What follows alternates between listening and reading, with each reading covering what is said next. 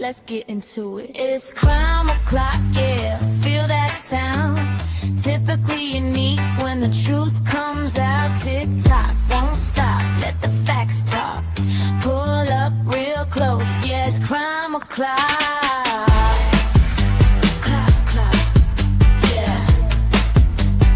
Typically new, neon signs glow, brick wall behind me. Headlines loud, but they never define me. They rush the story, skip the proof. I slow it down, let it show the truth.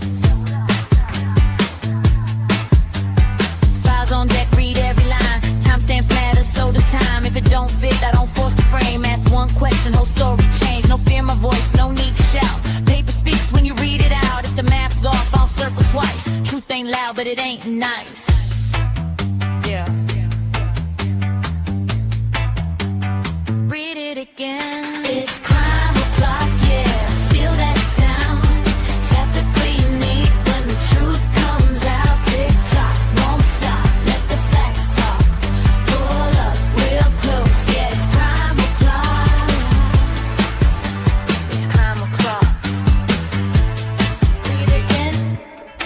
They sell a narrative if I sell receipts. Courtroom quiet, but the pages speak. Word for word, no added spin. Let it stand, yeah. Let that sink in. Screenshot save, timeline's tight. Missing pieces keep me up at night. If they say elected, I say why. If they say case closed, I say try. No rush here, we do it right. Truth don't bend for the likes of hype. If you came for noise, you in the wrong spot. This is evidence, this is crime o'clock. Clock, clock, clock.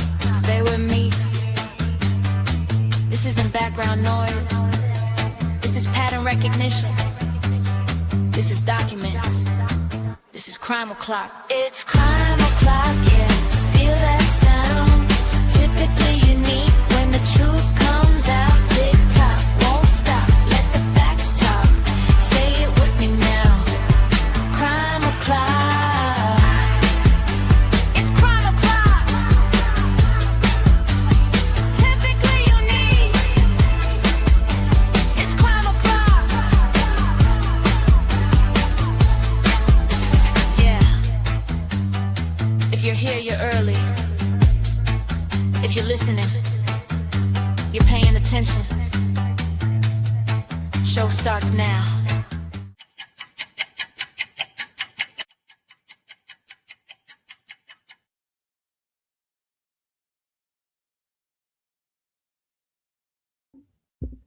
Welcome back to Crime O'Clock on Typically Unique. Hello, hello, everybody. You caught me cleaning my glasses. Let me get up here real quick. Look at my new setup, you guys. Let me know how you like it in the chat. Peep, peep. Good afternoon, everybody. I do apologize. I am just the late queen. I'm so sorry about that. I am the last minute queen. But I want you to know I'm not just like laying on the couch eating bonbons before the show. I am, clipping things, making sure I have my documents, getting everything pulled up, getting ready, doing all those things. So I apologize, but I always try to like comment in the chat and let you guys know I'm coming. I'm coming. Thank you so much for being here. So I still have all the same stuff. I just brought in, I used to only have this table. It's a smaller folding table that I was working on. But here where this curtain is where the bird beelines. So the shades are closed. And those are supposed to be blackout curtains. So I did go outside and it did pretty much it took care of the reflection. If you don't know, I have a robin that likes to fly into my window right here. And it scares me because I can't see it. And I just hear crash. Oh my goodness. So I still have the same stuff in the background. I have a new larger folding table that I'm using. And then I moved that one over there to like put some stuff on. And you have to notice Ophelia here. Oh my God, you guys, this is my favorite so far. So if you don't know, we've kind of started a how is this showing up for you guys? We've kind of started a porch goose club around here. And so you guys all know the song In Sync, right? It's going to be May. And so when you have a porch goose, you dress them up. So I think you can see her good enough. She's on her hair her but she is literally, you guys are going to crack up. This is ramen noodles for Justin Timberlake's hair. So I just kind of stuck it on there. Look at her. Oh, it just makes me fun. Just makes me happy, I should say. Makes me happy. I hope you guys are doing good today. Hopefully you can come on over here and laugh a little with us, talk about this case. Idaho 4. All day, every day. Although I do have to say, I cover other cases. I have a whiteboard over here on my wall. You can't see it, but I'm like trying to keep track because I'm like, oh my gosh, that Aaron Spencer trial I thought it was supposed to be happening now. So I'll just give you guys, it is crime o'clock. So we're going to talk like all crime around here, but we are going to focus on Xana and Ethan today. But I always like to share some things to get into it. You guys love my Justin Timberlake porch goose.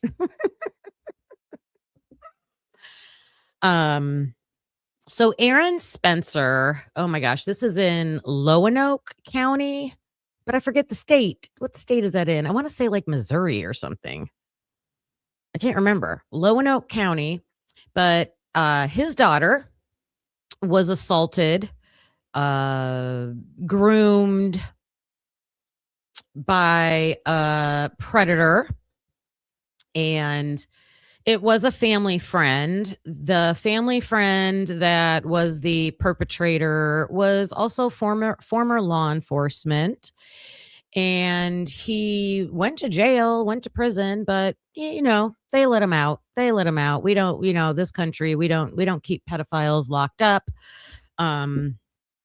So he got out, and I mean, the girl had been groomed for so long, and one night in her house, she snuck out, but her dog went berserk. So the parents were alerted, and this father, she snuck out to go with that perpetrator. Like, oh my God. This father, the parents were alerted. He jumped in his truck and he was able to catch up to them. I need to do a little bit more research about the actual altercation that happened once they both stopped. So both vehicles stopped. Someone had a dash cam. I did hear recently that there were issues with the dash cam. So I'm going to be looking that up for Wednesday. I don't know, it's typical, right? Typical police work. It gets lost, it gets damaged. So I'm not clear who they're trying to protect. But this father killed the perpetrator, like shot him. So of course the father's story is, he had to self-defense. They were trying to escape, something like that. We don't have the other side of the story because the person's deceased. The daughter is a witness. But here's the thing that makes this case super interesting. It's a potato cam, Blue Devil. It's a potato cam. Manufactured in Moscow, Idaho. I'm kidding, you guys. I'm kidding.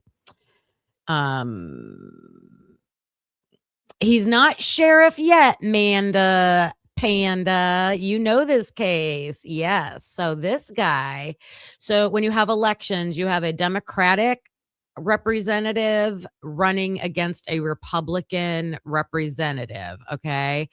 The current sheriff, when this father killed, nobody's denying that he killed the guy. Like, he killed the guy. The current sheriff, okay, he wanted to run again, and he was the Republican candidate. And this you can run against to be the Republican representative. So they had that's what the primary elections are. So they had a primary election, and this guy, Aaron Spencer, ran against the current sheriff. And this Aaron Spencer won. So he is the Republican representative running against, he's going to run against some other guy. I don't know who the other guy is. And they're going to run for sheriff, I thought in May, but maybe it's not till November. It can't be May because his trial is supposed to be in June. So they keep pushing the trial back. And no, you're good, Manda. You're good. No worries. No worries. He did win, but he won the primary election. He's got to do one more election to win to be the sheriff. And originally the trial was supposed to be like, I don't know, in December or January, because this happened sometime last summer or fall.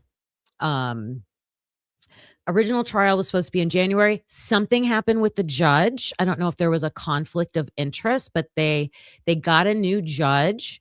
And so that postponed things. I think this guy he already had a preliminary trial, but then I think they changed the judge. And so he's going to have another, I have it written down somewhere.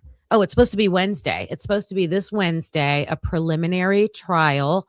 I believe it will be streamed. There's a network that a local news station that I found that I believe will stream it. So I'm going to be showing that on Wednesday just to get some information. So if you want to watch that with me, that's what I'm going to do.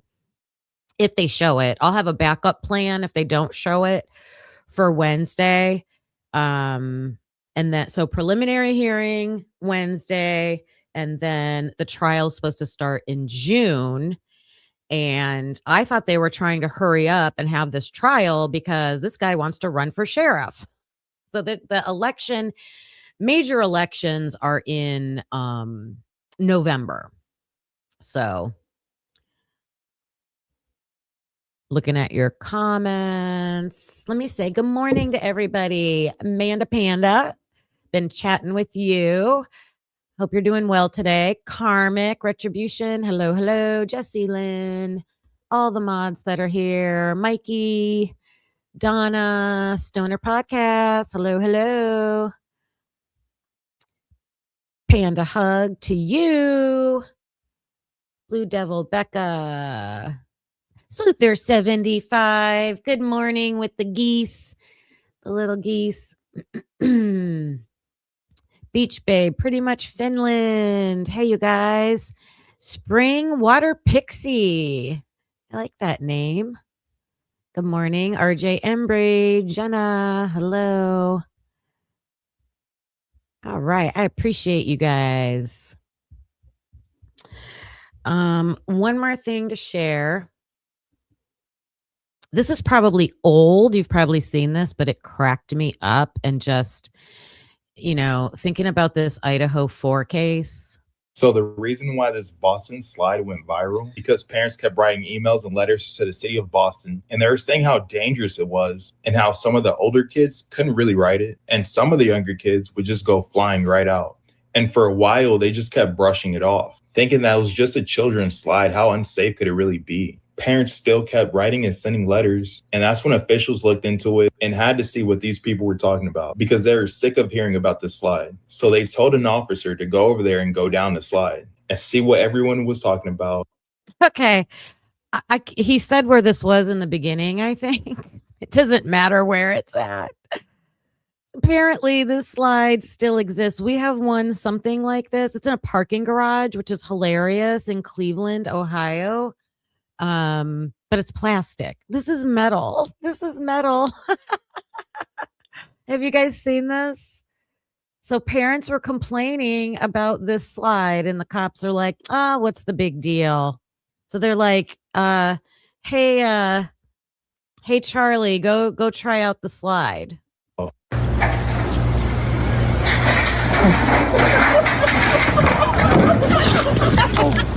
Why was it? And that's how. Isn't that hilarious? Isn't that hilarious? The comments are great. I love finding videos like that and reading the comments. And someone said it sounded like when there's change in the dryer.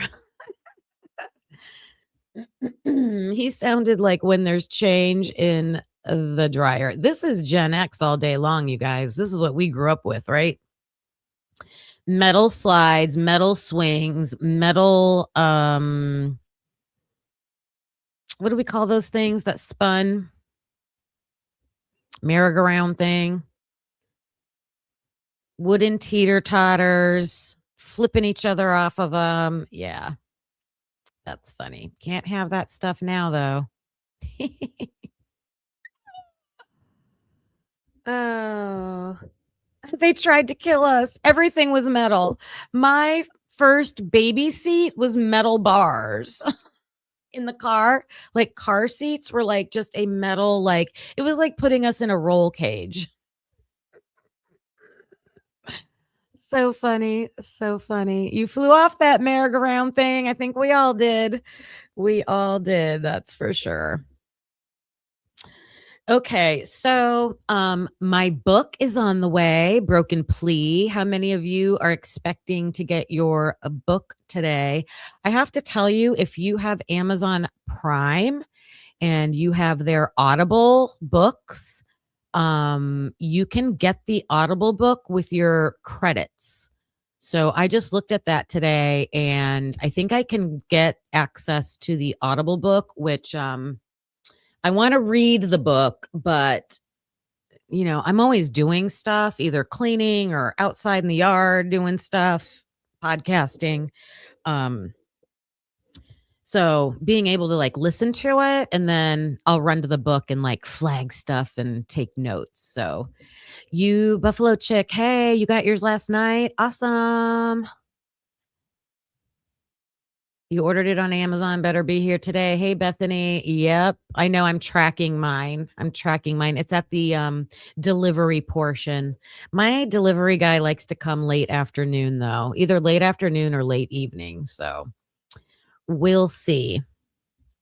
But based on all the interviews that we've heard so far from Christopher Whitcomb and all the information we had before this book, we pretty much already knew like the holes, right? Where were the holes? What are the questionable things?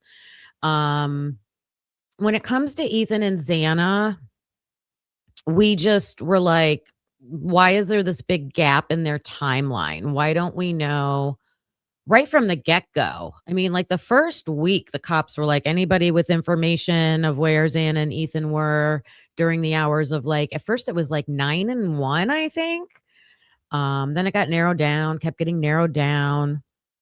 And then like in the reports, they turned it into just like everybody was home and in their beds by, what'd they say, 2, 4, whatever, but no specifics, right? No specifics. We knew Maddie and Kaylee's specifics because I don't think they could deny that, right? The grub truck footage came out publicly. So that was put out by just being on Twitch, right? It was public. So they couldn't hide that. Just imagine if that wasn't available.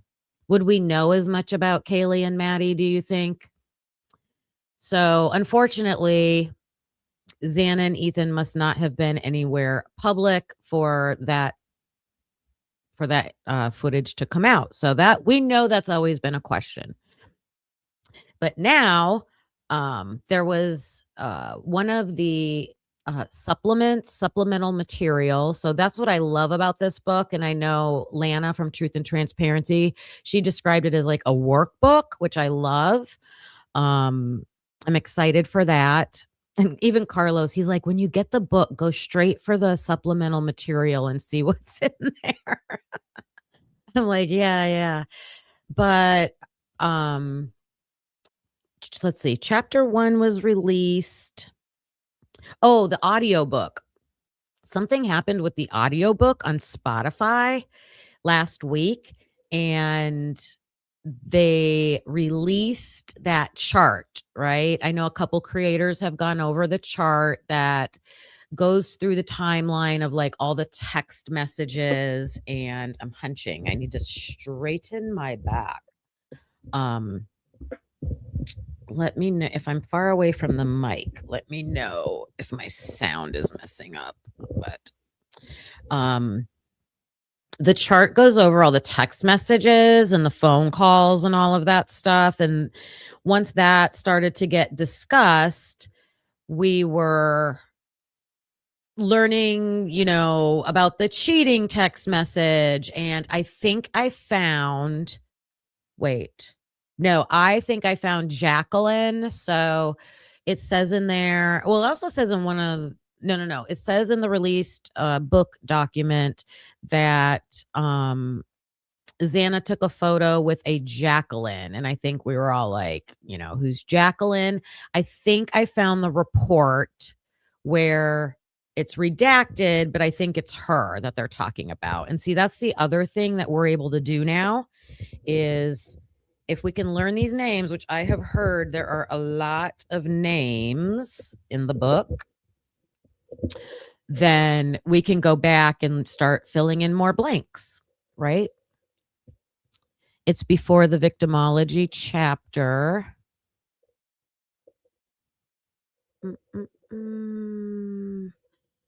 You agree, like the idea of it being called a workbook? Yeah. So I'm starting with today because I said this is part 1 because I don't have the book yet.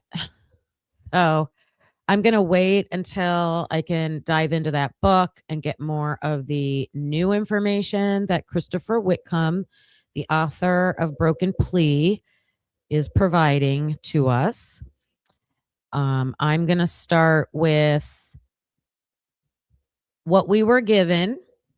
Maybe he'll watch this because I don't think he's clear on how much has been redacted from the general public. I hope he will spend some time with creators talking about that. And I understand he was coming out here to promote his book. Like that's what, totally understandable. But after he gets through that phase, I hope he will he's giving us information, and then I hope he'll learn more about people who have really, deep dived into this case and have more information about the holes and the questions and things that don't add up. Got to work together. And I think everybody that has interviewed him, that's been the message, work together. So I love that. Okay, so I'm going to start this off. So I'm looking at now like the documents that we have and interviews that have come out to really document what we were told.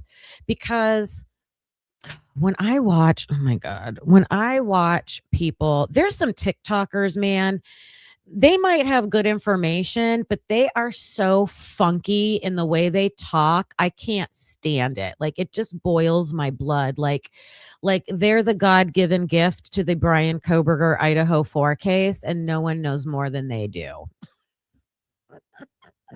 You guys know, don't put names. I don't want to drop names in the chat. I'm not calling people out specifically, but you guys know who I'm talking about, right?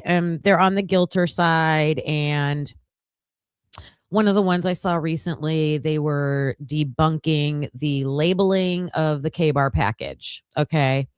So the K-bar package, the chain of custody with the K-bar sheath, the sheath. Okay. In the book, Brent Turvey was like, there's a major issue with the labeling. It's all the same pen. It's all the same handwriting. Looks like it's the same person. Okay. Kevin Fixler put out an article, the Idaho Statesman. He interviewed Dollinger. Okay. Dollinger. Good morning, G Bean. I try to be spread kindness, right? Spread kindness. I can say the things I want to say, and I get snarky, but so Kevin Fixler interviewed Dollinger, and Dollinger said, "We haven't used handwritten labeling in a decade. They use the barcode. So that barcode should be scanned by whoever. And I would imagine if you're scanning a barcode, you still have to input information, correct? You would have to input, who are you? What time are you taking the sheath? Where are you taking it to? All that information that is handwritten on a label that was stuck onto the sheath packaging. Okay. So I'm like, okay, print out if so they're trying to eliminate the the labor of handwriting out forms. I get it. It's digital. We're in 2026.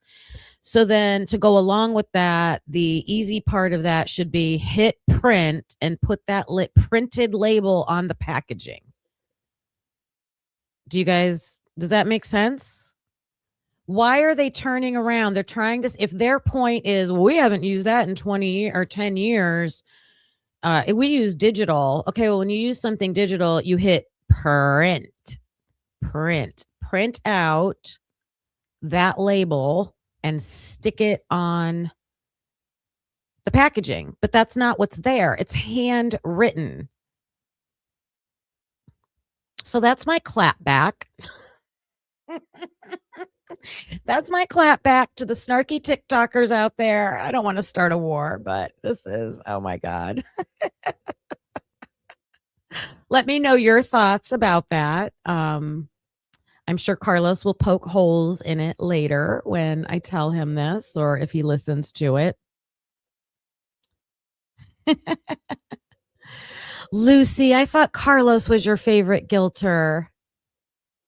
Hi, Kathy's Indie Zone. Hey. Okay, so yeah, I wanted to address the packaging there. I still think par for the core on this case. It's questionable what they did. Okay, hit print for the label. Why are you handwriting the label? Kathy's Indie Zone has been on fire, you guys. Kathy, I've been watching your videos. I love the series you're doing. All the information you've given us about the Washington case, WSU. I love it. Very informative. Please drop her link in the chat, you guys, and go later and check out her videos and hit that like button for her. Let's see. Hardcore parkour. Oh my goodness. All right. So we're going to start off with this.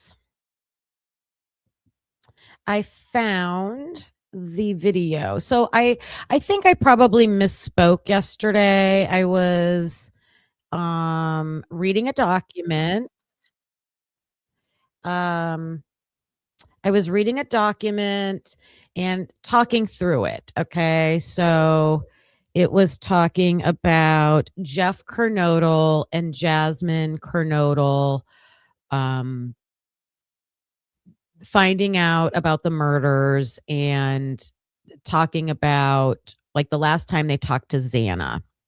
And in that document, Jeff Kernodle said he had ran into the Chapin parents. Like he briefly got to meet them and he said that weekend. And so, I was like, well, the weekend of the murders. And I know that's been discussed before.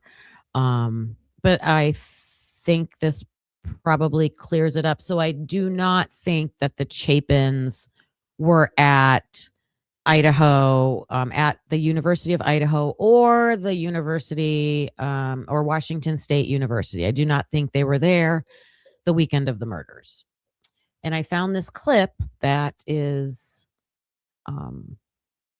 where'd you go? There. It'll get us started. This is going to get us started talking about the Ethan and Xana timeline. And it also has a line from Stacy Chapin that a lot of people question. I even took it a different way than other people.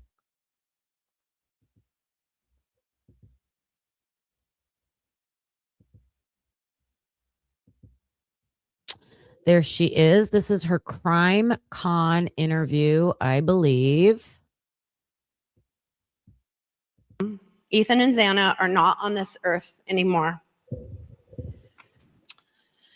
So I left my grocery cart there in the middle of the produce department and ran out of the grocery store, and I called Jim, and that was the toughest thing that I've ever had to do. And we met at our warehouse. We had to go to LaConner, Washington, take care of our dog. I mean, it was all these things had to happen. But what happened next is that we had to get into the car and we had to make this journey. And I will tell you that that is the second maybe toughest thing I've ever done in my life, is to drive in the car that day. So there were a couple of things that happened. One, we got caught behind a traffic accident just outside of Everett. So we're sitting there. And at that time, our kids' phones had all been confiscated and our kids had been taken to the police department. So we had no communication with our kids. And you could, there's just I couldn't get anybody to answer at the, police department. At this point, it had spread like wildfire. People were calling us. And then most of the end of that trip is in what we call in Washington State, the Palouse. And there is no cell service. So on top of, everything else, we had no cell service. Anyway. Is Wawa Way Park in the part of Idaho called or Washington State, wherever, in the part that's called the Palouse? Does anybody know that? Is Wawa Way Park in the Palouse? Or maybe the area that you would have to drive through from WSU to get to Wawa Way Park? Is that called the Palouse? Just interesting. Oh, Lucy says it sure is. Look at that. Stacy Chapin coming in with the facts.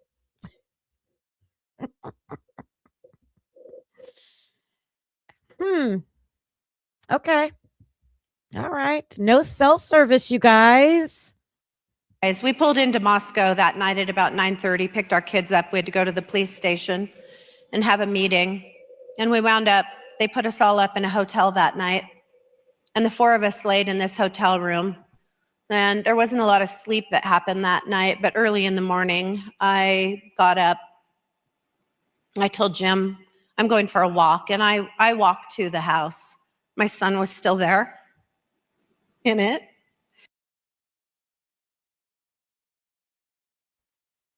This is the part that I've heard everybody talk about, but I never heard it myself. So she actually my thought hearing everybody talk about it, I'm like, oh, she was probably like, his spirit is there, or, this is the last place where he was. But I gotta say, the way she says this really sounds like she literally means he's still there. I mean, what do you guys think? I'm gonna replay that part.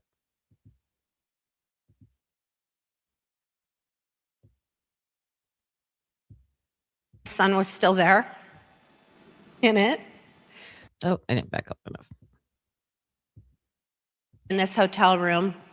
And there wasn't a lot of sleep that happened that night, but early in the morning, I got up. I told Jim, I'm going for a walk, and I walked to the house. My son was still there in it.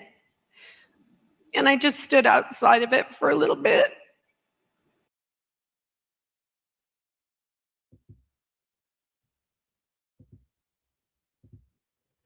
Okay, I didn't plan on doing this, but I think it's needed. Let's do this.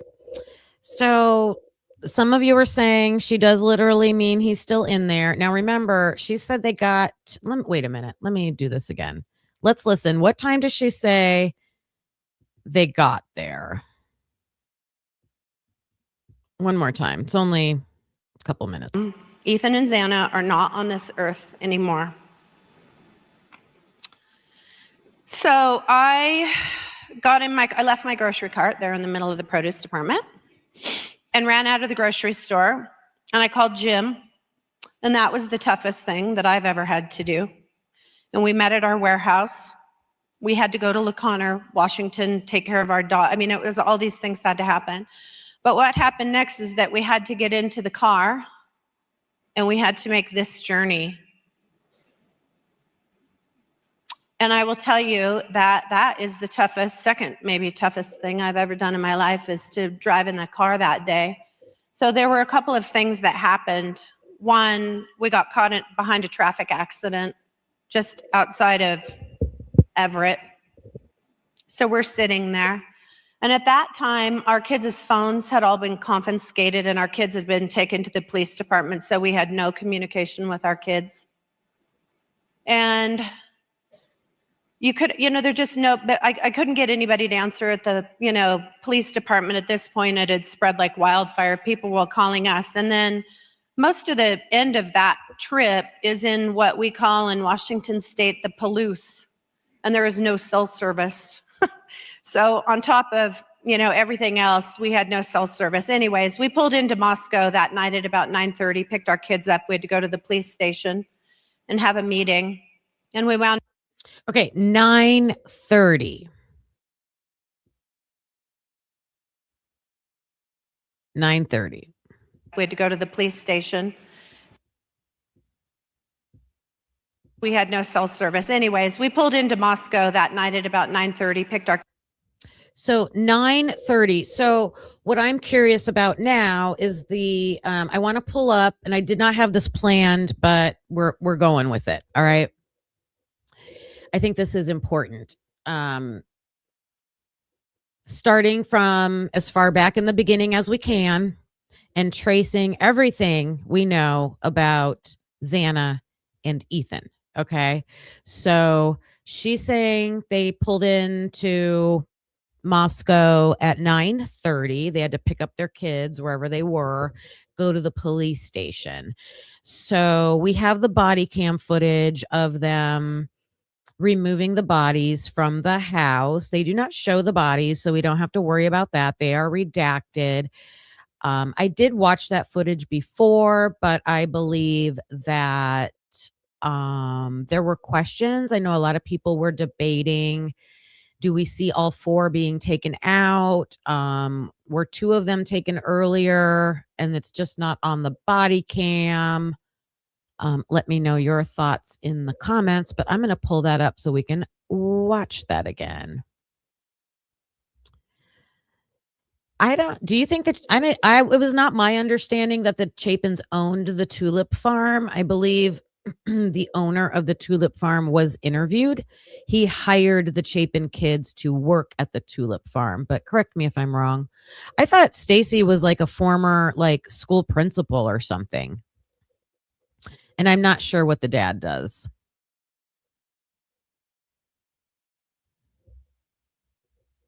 Hey, William Tardy. Hi, Trey. At the core.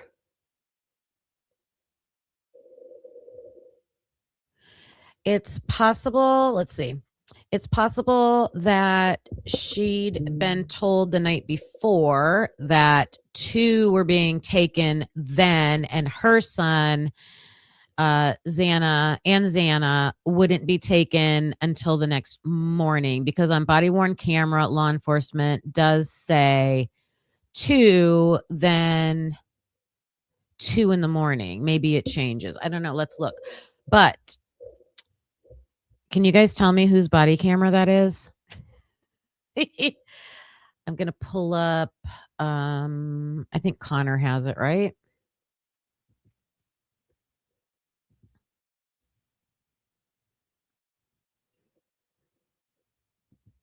All right, you guys, here's Connor's channel. I believe Connor is the pup. Make sure you're subscribed. He has a lot of the body cams. So let's see. We got all the Sigma Chi's. Is it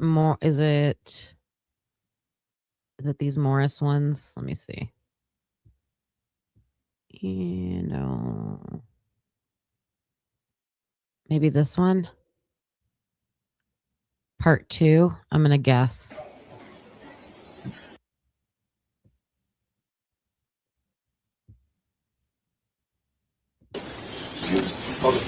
Yeah. Hey, Kathy. Yeah, this is it. Okay. All right. Do we need part 1? There's a part 1 and a part 2. Hey, Gail. Good to see you. Kathy says it's not until you view these body cams that the contamination of the crime scene. I know. It's bad. It's really bad. If you guys didn't see the verdict room Saturday night, we had Jeffrey Gentry on there. He is a crime investigator. Okay. That's what he does. And he has massive training in pretty much all aspects: coroner work, blood spatter work, medical examiner officer work, crime scene work. Okay. And he said following the proper protocol, like best practices would have been clear the house and stay out of it. Clear the house and then stay out of it. Right. Okay, let me pull this up and we're going to look at, make it bigger.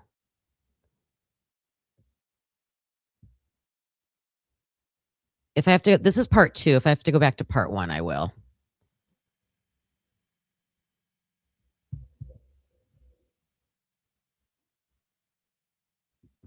So, and I just want to give everybody a warning. This is the body camera that is going to show the officers moving, working, carrying things. You might see glimpses of bags and carts and things like that where they are removing the bodies. So just, be aware of that.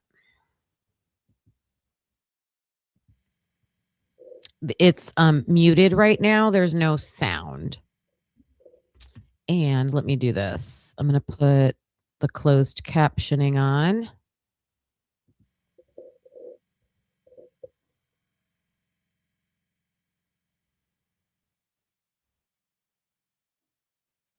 This is at military time. I don't want to do military time. I said I keep saying I'm going to print myself out. Yeah. It's at 21:24.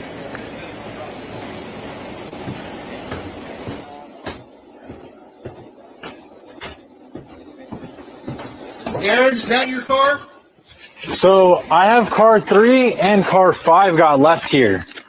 Okay. So I think that was fun. 171 said he left the keys to car 5 in the car. Okay. All right. If you want to take that one. So I see that. I think, yeah, they're both other ones. Okay, this is at 9:24 p.m. So the Chapins are probably just about to pull into Moscow.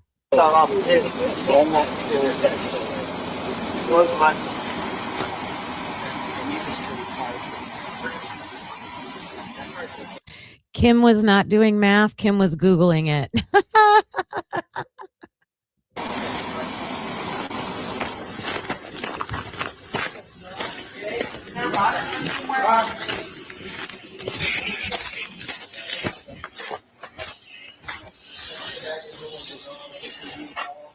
Okay, I'll go out and get some more other. Get a bag of white ones on the Okay, so this is, I'm assuming, ISP, and you can see how they've staged things. I think they're getting ready to get out. In the bottom floor there. Okay, so I did learn, who did we talk? No, I watched a video one time about crime scene investigating, and that brown paper bag there, just guessing, but they're supposed to have they're not supposed to leave anything behind that they bring in. So any of their own trash that they create is supposed to go into a bag like that. So that might be what that is. Okay, I'll go out and get some more other. Get a bag of white ones on the crime scene trailer. Yeah. Okay.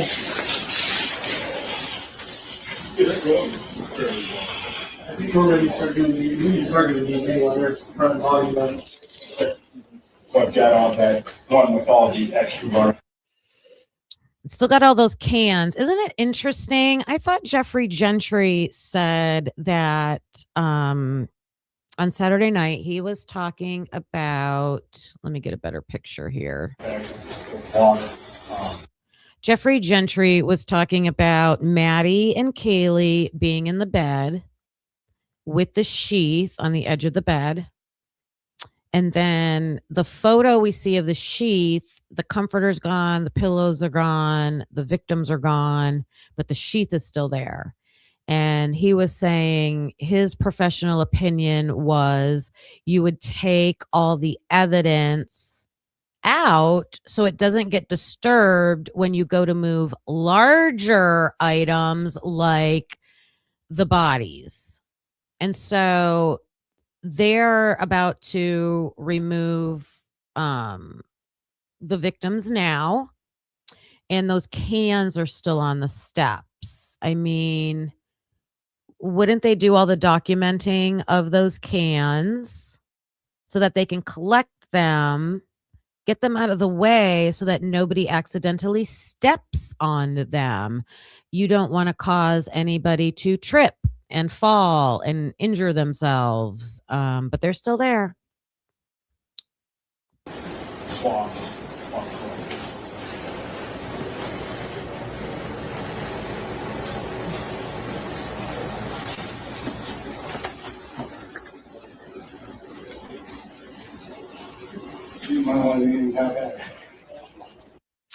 Oh, Kathy.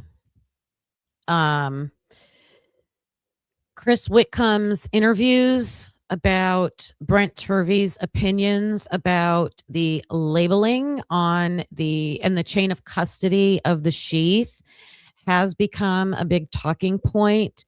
And maybe you joined late, but earlier I was talking about especially the people on TikTok. Kevin Fixler did an article about it. So to defend the labeling and the chain of custody issue with the sheath.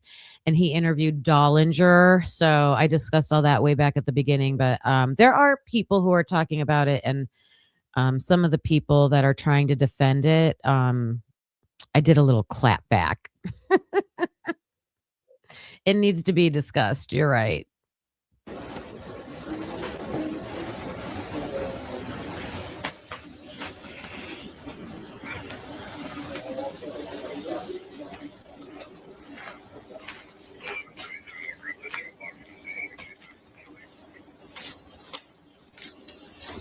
Okay, back sealed up. Yes. Okay, thank you. Jason, good way to bring it home. And then, I don't think we need to. Hope it sounds like they got through for call on the screen. In fact, maybe I'll bring the car, pick you up, and then everybody can just.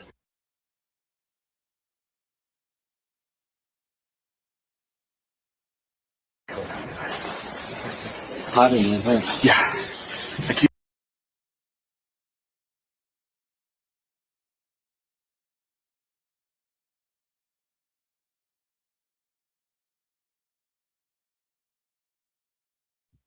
Sorry.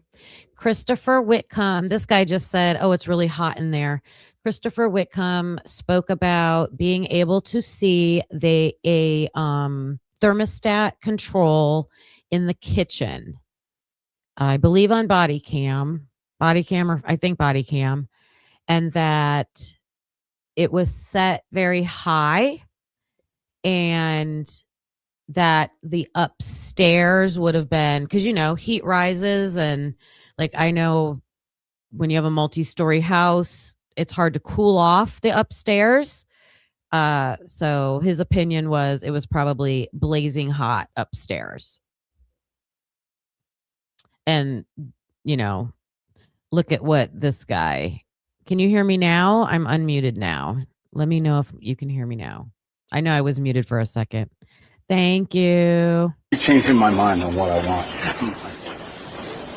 What the hell I want. Okay, they're talking about getting food or something.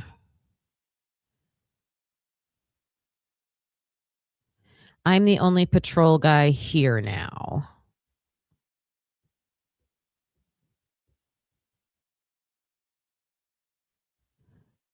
Okay, let's listen to this. I was burning my slash piles when I got called, so it was cold out, but it was pretty warm. I had a giant fire in front of me. Yeah. I was just about to go look at the house and contractor going out to see if there's major issue with the part of the inspection, which there's not, which is good, but I told him, you're gonna have to go by yourself and let me know what he says, because I gotta go to All right, they're killing time and telling personal stories, so I'm going to scrub through this. work. She'll figure it out. Yeah.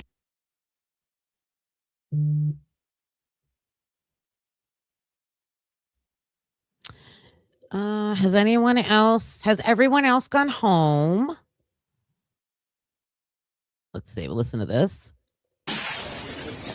And then we'll all be back in the morning. Do you want?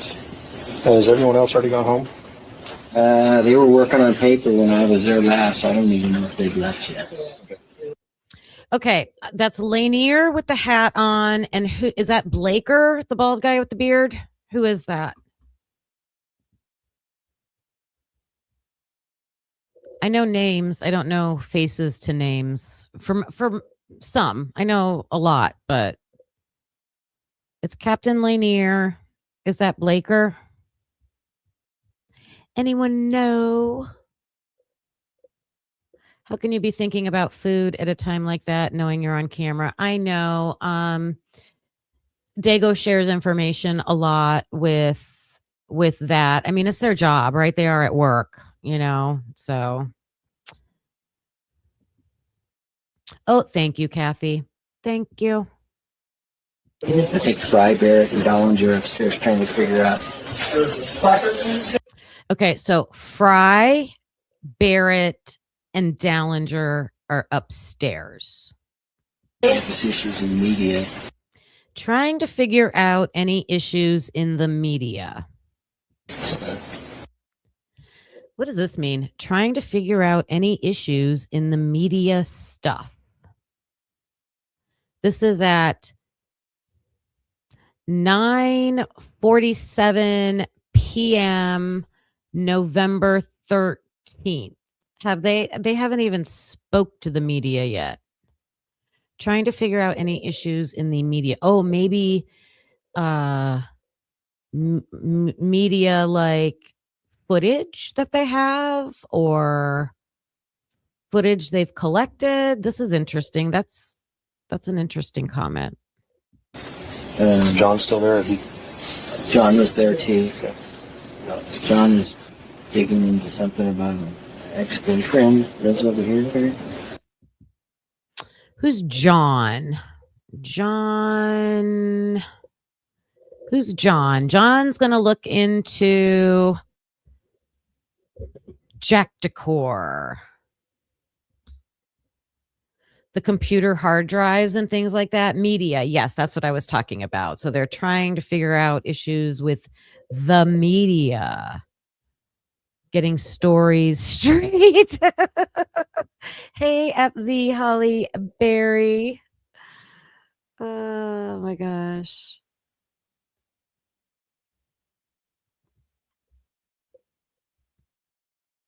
Reading your comments.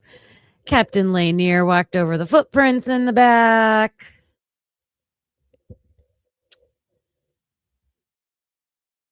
Jesse Locks 91. Hello. Oh, welcome to the channel. We are so happy to have you too. Live life to the fullest. Hello to you. Hey, Jen. I love going back to rewatch these things and really like dive into it. He's one of the ones we interviewed. Yeah. He wants some digging. And that's Kaylee's ex.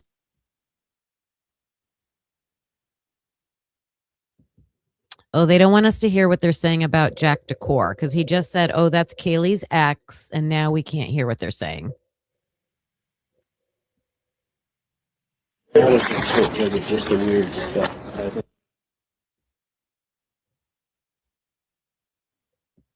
I wonder if they were talking about the blood that was found in his house.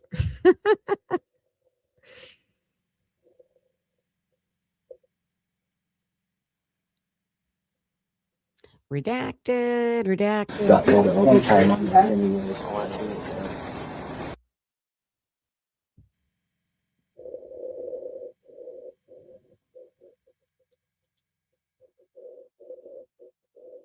We won't know until the autopsy. He actually touches it. And they may do. What is this? And, sometimes you have to wonder if closed captioning has the words right. So they're talking about Jack Decor. Okay. They interviewed him. Is that the one was he in the interviews that we did today? Yeah. And he wants some digging. And that's Kaylee's ex. And that's Kaylee's ex. And now it's muted. But when they come back on. Was it just a weird stuff?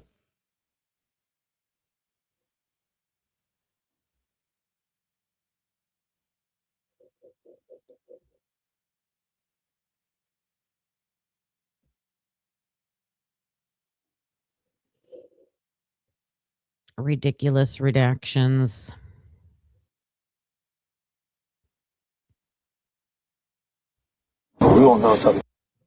We won't go up to the house. Talk to the boy in charge. I don't think that's a right interpretation, but that's weird. And they may do. Kathy will let me know more tomorrow. But they might do 2 on Tuesday and 2 on Wednesday. You and Brent are freed up on Monday and Tuesday. Yeah. And then if you got to work Wednesday, that doesn't affect the 12th. So we'll come in and just go up to do the autopsy.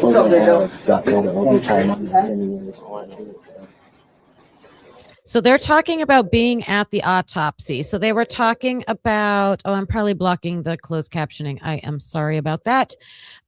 They are talking about doing 2 autopsies on one day and 2 autopsies on another day, and definitely discussing who would be at those autopsies. And I asked a lot of questions.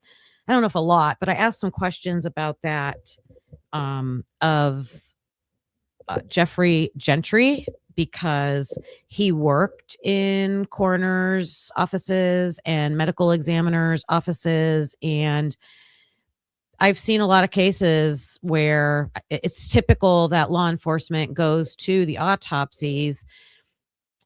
I think the original purpose for that is for them to be able to share investigative information with the medical examiner to assist in determining things, right? I fear that it can turn into pressure. And I asked the question, what if there's a conflict? What if the medical examiner is heading down some route that law enforcement doesn't agree with?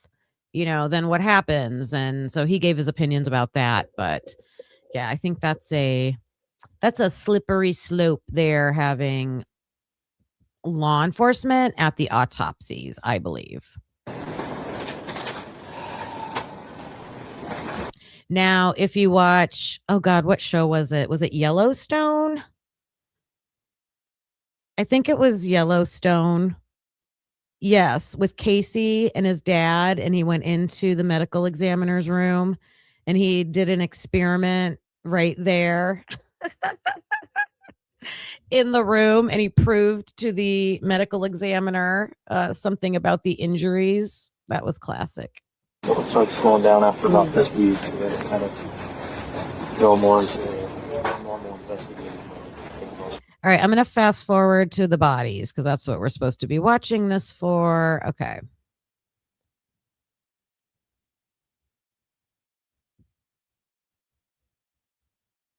Yeah.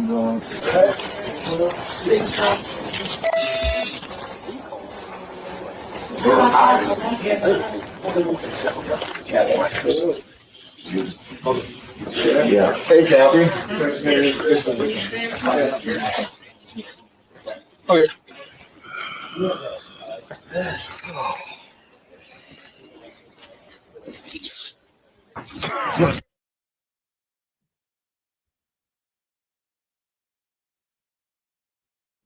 Oh, there he is.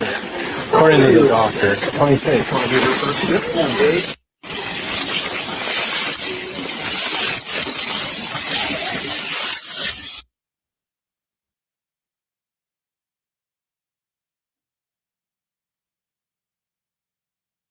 So there's one of the carts.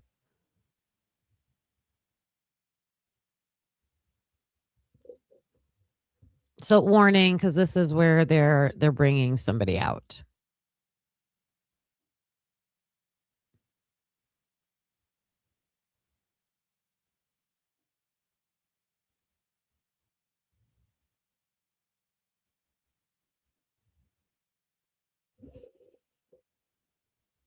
Okay, so this timestamp is 9:57. So at 9:57.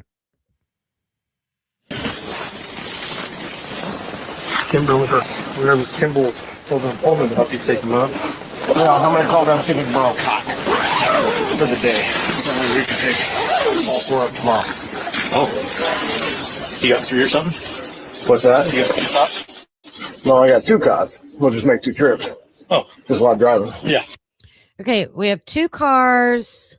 We'll make 2 trips. Full day. All right. Does it need to go up or is it already up? No, that's up. Okay. So move that car real quick. Push me out. Push this one in.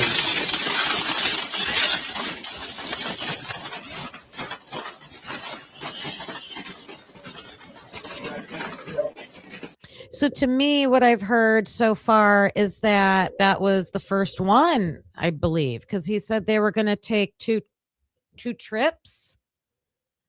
Do they put the bags in a box? I don't think so. I think they're just in the bags.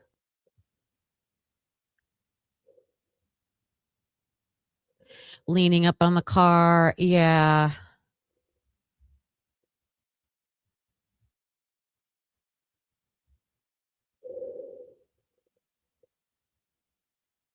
All right. All right. So we don't know who that is. Okay. Now, okay. So now they're coming back with another, and I believe that's what he said. He said, we'll take one out, push this one in.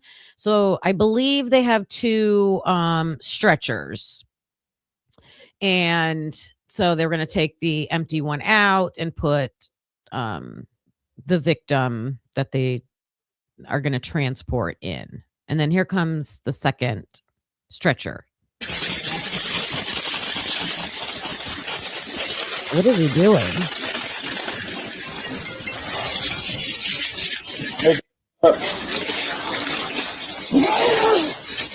No, not yet. Just hang out. We'll be there in 10, 12 minutes. So, okay.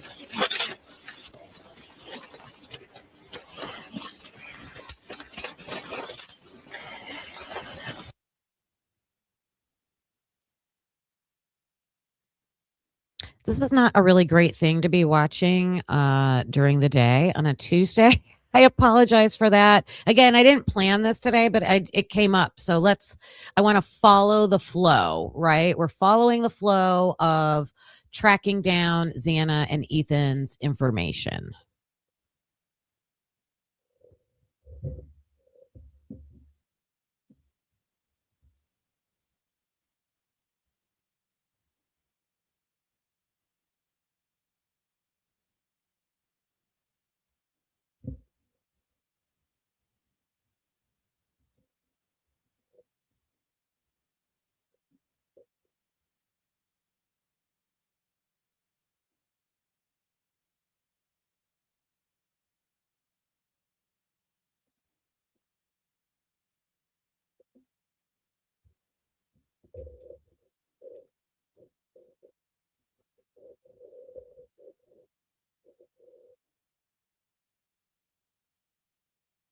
The guy's walking around outside with booties on.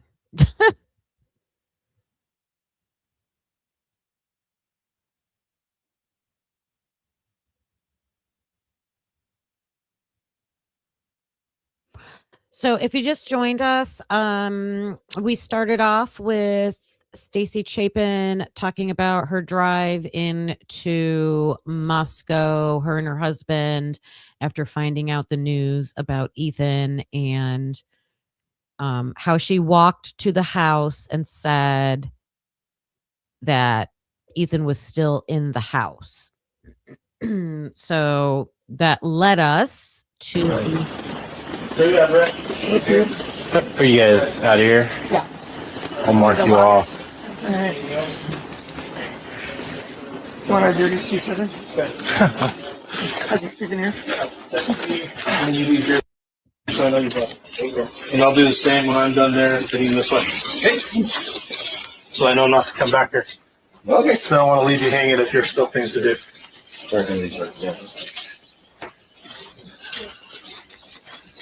Yep. So if that was only the first two bodies taken, and the coroner's going to leave, she's going to leave, you would think she would stay until all four were out, unless that was the last two. Oh, I know. Hey, Kiss Me. I hope your book arrives today. It should. I keep getting notified. They're on their way. They're on their way. Yeah, that comment was disgusting. That comment was disgusting.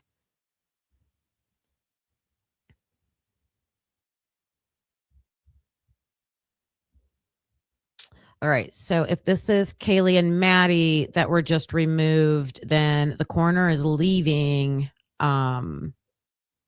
That also means the coroner did not lay eyes on the scene or the victims until, 16 hours probably after the homicides. Do you not have like an actual form? All right, so they have to take them and then come back.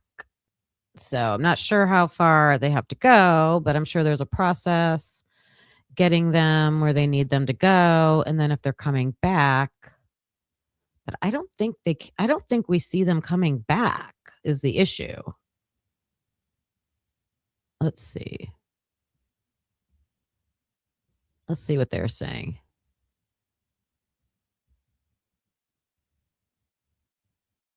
Oh, he's telling stories.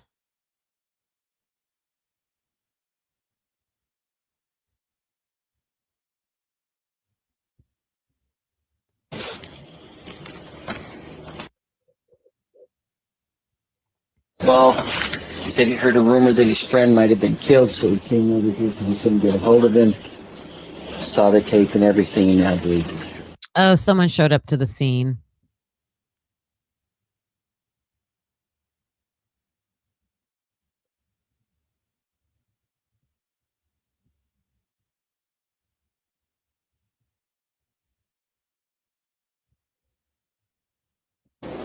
Yeah, you just got to sort through those things. Get everybody on the same page. I feel really bad for this kid right now. Yep.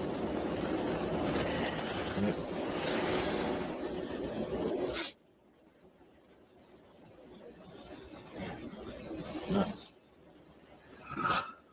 We're gonna do all big thanks to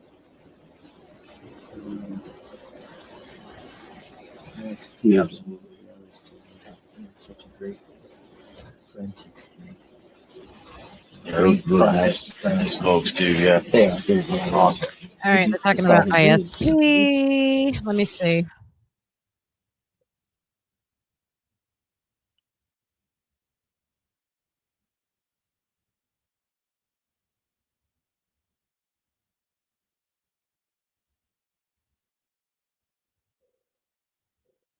We don't see them come back. We do not see them come back. This was part 2. What about part 1? What about You guys have a missing person. If Part you get one. that tail flood over there, like Sorry about that. All right, let me pull up part 1. I'm just trying to see if what Stacy Chapin said, we can take it at face value.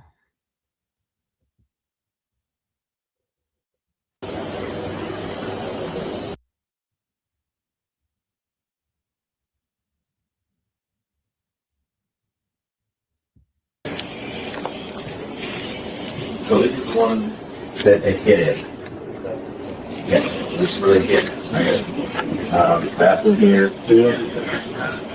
This one's got like a wolf door.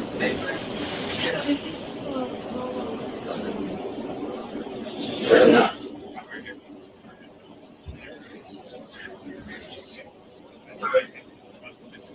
Wonder. Did you get anything? So that's currently. All right, I'm going to scrub through this to see if there's anything with stretchers or bodies being removed.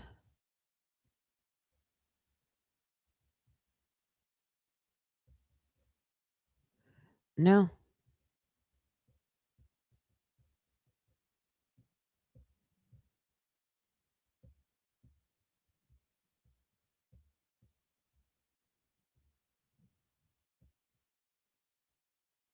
We only get to see 2. That is, I don't know. As a parent, you guys, how would you feel about that? Why would they do that? Ugh.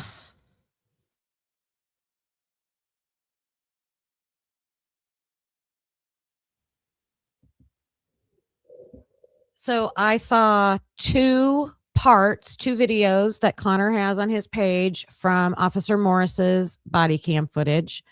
When the coroner is at the house and an ISP forensic team is in the house, and they are preparing to remove the victims' bodies. And on part 2, we see them remove 2. And then we hear Stacy Chapin say, "My son is still in there." So I always heard people talk about that. Now seeing it and hearing it, I guess. So we have to start with, and I would assume it's Xana and Ethan, right? Do one room and then the other room. Why would they not come back that same night? Ugh, that bothers me. I don't like that. What do you guys think about that?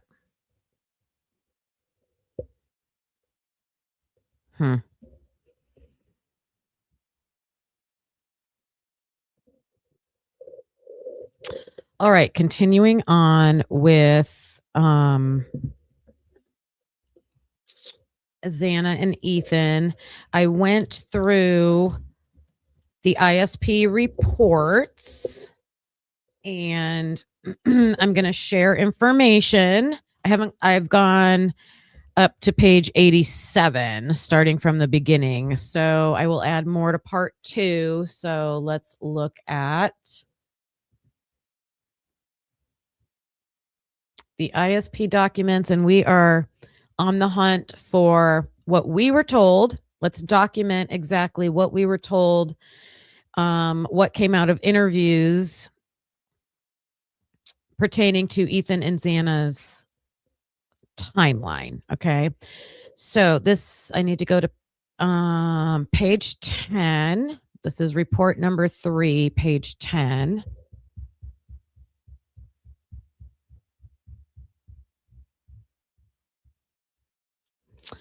And this is a report by Vicky Gooch. And pretty sure she just interviewed Dylan, right? Line 11 says she described the individuals at the ball, including all her roommates. Oh, wait, let me back up. Line 10. Initially, she was asked to describe what the girls did on the 12th of November. So that's Saturday. But she described there was a ball on Friday night. So Vicky Gooch asked Dylan about Saturday, and Dylan starts talking about Friday night. There was a Pi Phi sorority ball, which she briefly attended. And isn't this the ball that Kaylee was supposed to be her date? Okay, so Kaylee's supposed to be Dylan's +1 at the Pi Phi sorority ball on Friday night. She explained she started drinking at 4:30 p.m. on the 11th. What did that just do? Okay. She described the individuals at the ball, including all her roommates, as well as Ethan and his blank, like a big long sentence there. So Ethan and his siblings, and putting their names and maybe their dates. That's what I'm assuming.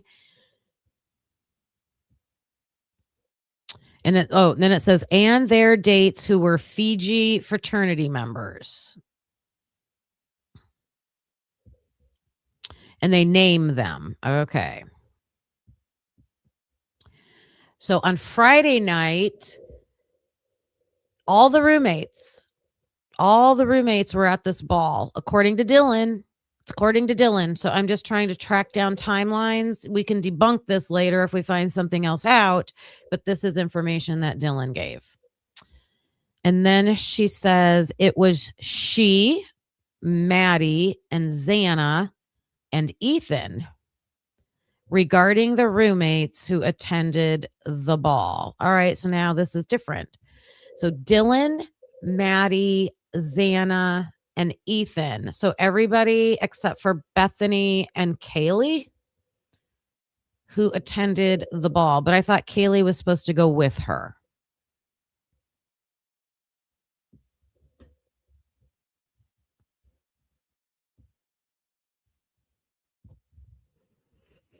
Again, I think this is an important document to use about the whole night, but looking for Xana and Ethan. So they went to the ball on Friday night, and then just Ethan supposedly goes, I'm not showing you, sorry.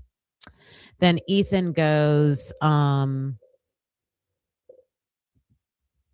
to his sister's ball on Saturday night. All right, the next document I think is Jacqueline. So Xana takes a photo with somebody named Jacqueline, and it is on page 36, report number 10.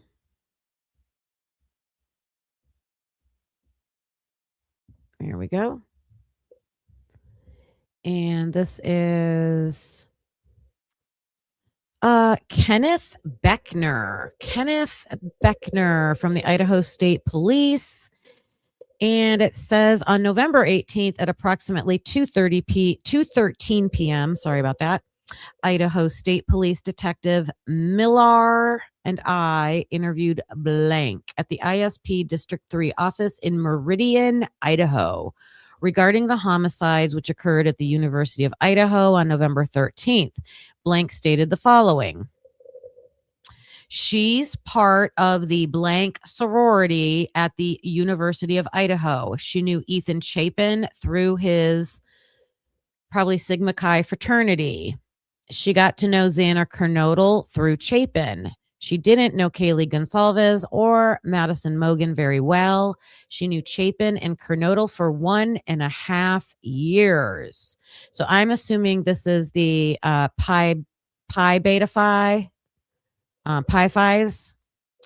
That's the same sorority that Xana was in. Xana, Dylan, Maddie, and Bethany were all in the Pi Beta Phis. She currently lives at the sorority house and had never been to the 1122 King Road house. She was at the fraternity house on Saturday night, November 12th, for a party. Chapin and Kernodle were at the party. So everything we have read in these release documents to us have led us to believe that Xana and Ethan are together at the Sigma Chi house.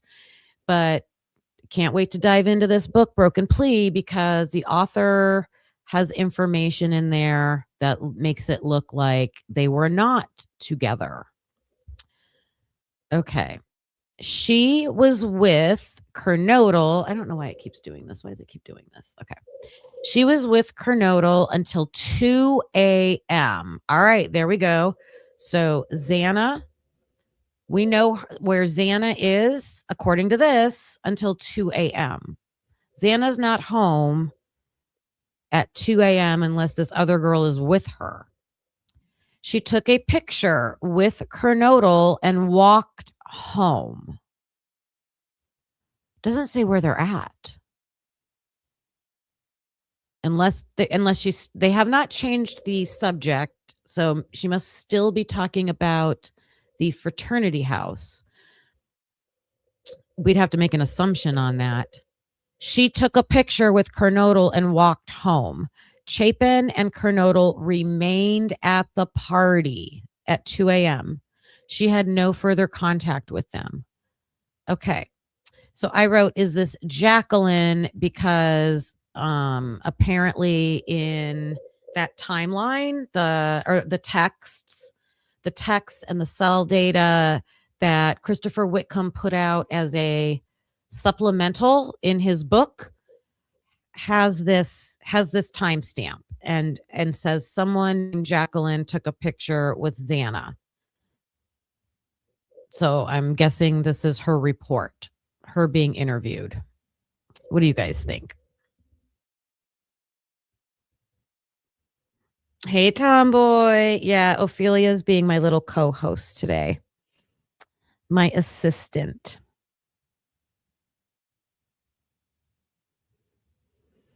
Oh, yeah. So does Jacqueline live in Meridian, Idaho? Hey, Jesse. You just noticed her name's Ophelia Honkerton.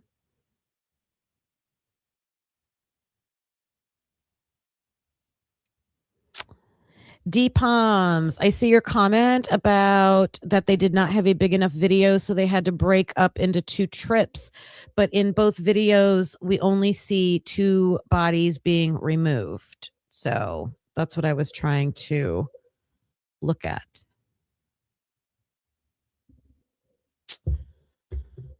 Then it goes on to say she heard blank was at the 1122 King Road house after the blank party. So she heard someone was at the King Road house after the Sigma Chi party. Blank is a blank and a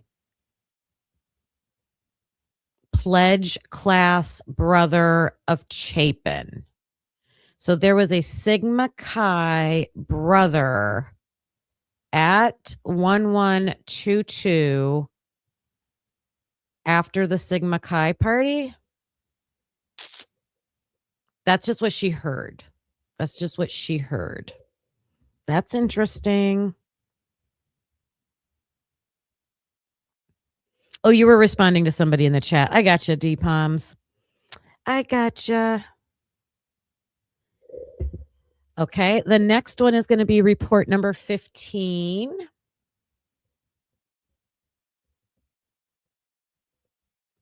And it is on page 50.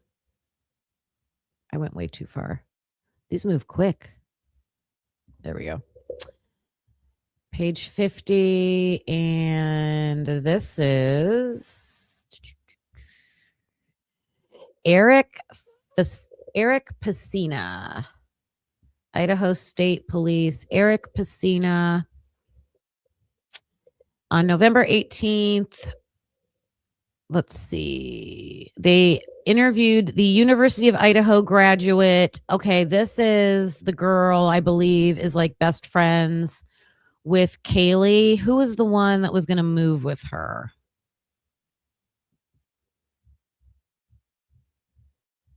And okay. I forget her name. I know the name, but I forget the name.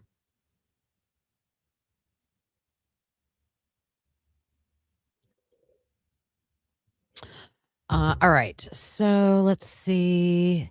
This is Sergeant Hoxie interviewing the girl who I believe was supposed to move with Kaylee to Austin.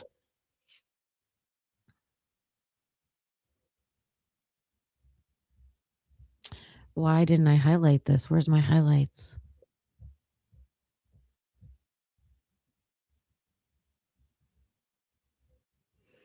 Okay. So this girl graduated in May. Her name was still on the lease.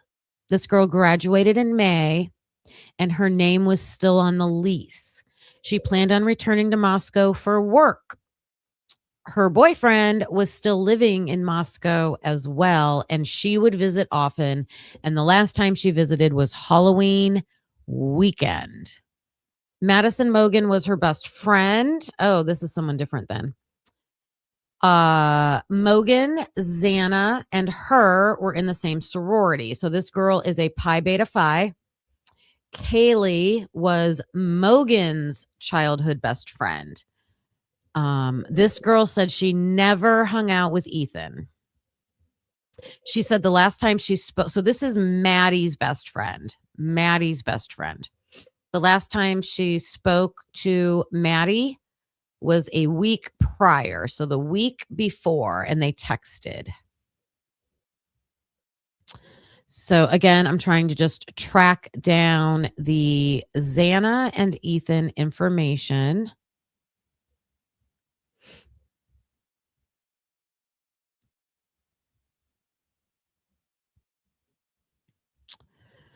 Okay, so we'll start here. Line 22. Sergeant Hoxie. Let's do this right here. Boop. Sergeant Hoxie asked if she heard about how the girls' day had gone. She heard about the day's activities from someone through Snapchat. She said that they had a really good day and had fun. It sounded like they started at their house and went to the Whites' apartments. She believed at some point Kernodle and her boyfriend and then 2 other people went back to the house.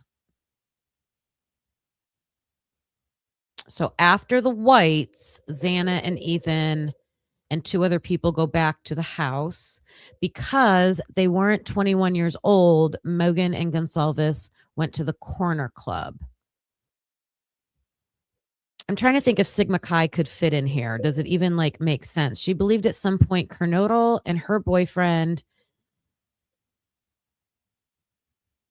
blank and blank went back to the house.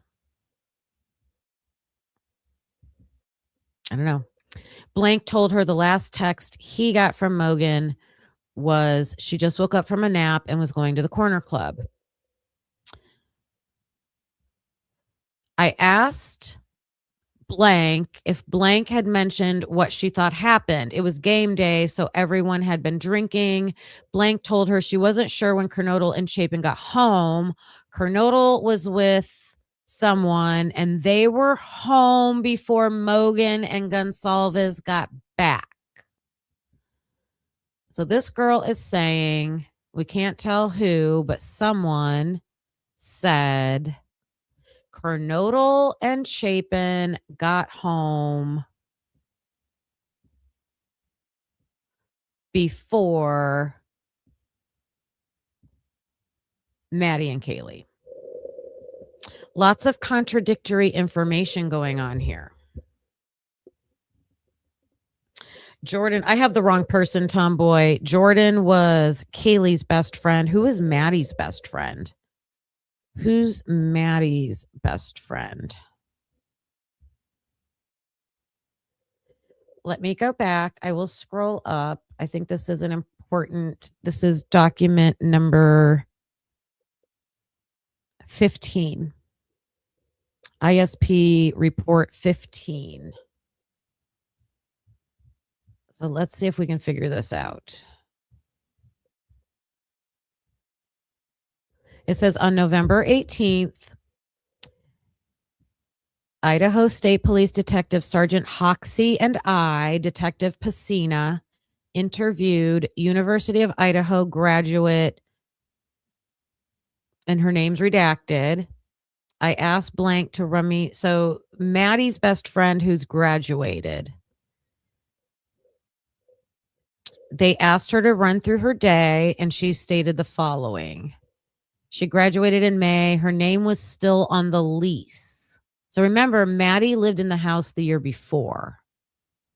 So this girl lived in the house with Maddie the year before, and her name was still on the lease. She planned on returning to Moscow for work. So, I did that before, you guys. Literally, I graduated from college. I was renting a house with 2 other girls. I was going to go back home. I moved back home because I got a job back home, but I kept paying my rent at my college town because I wanted to go there on the weekends. And so I wanted to have a place to stay. Could have been that kind of scenario. So she says she planned on returning to Moscow for work. Blank boyfriend, blank, blank was living there as well. What if this said Xana's boyfriend, Ethan Chapin, was living there as well? Somebody's boyfriend was living there as well. I'm just filling in blanks. She would visit often. The last time she visited was Halloween weekend.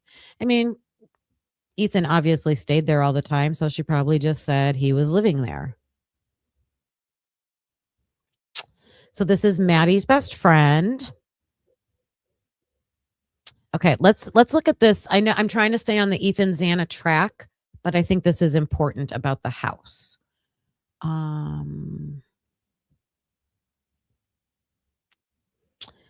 Sergeant Hoxie asked what room she lived in when she stayed there for school. This girl said her room was upstairs on the left and Mogan's room was on the right. So this girl was living in the room Kaylee took over. Then how is her name still on the lease?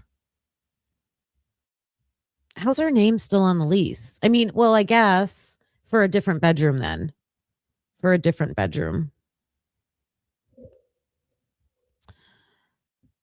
I don't know. We'll have to look. And I wanted to do this also. So focusing on Ethan and Xana's timeline. But if we're all getting this book, I know some of you have read the whole entire book already, but I want to have a list of things to be on the lookout for. Right. So let me know in the chat. Has this person been talked about in the book? Is Ashlyn Couch Matt? Maybe it is. But did Ashlyn Couch graduate? All right, I got so many questions. Hi, Michelle. So, did Ashlyn Couch graduate? I think she was the closest to Maddie. Was she Maddie's best friend?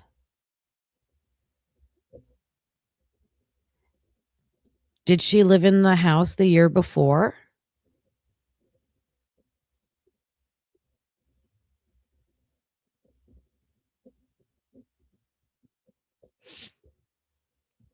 Hi, Cat K. I saw you say hi earlier. Perhaps her name was on the lease to keep the bottom room free so the landlord didn't rent it out and they could continue to use it for other purposes people are wondering about. Yeah, I agree, Donna. That's a good thought. Hey, Bubbly. Bubbly, do you think this is Ashlyn Couch? Oh, you don't think that was Dylan with the braids? I don't know. There's so many of these documents that like we think we know who it is. And then I don't know. They're throwing all these new names at us. Zoe McCormick.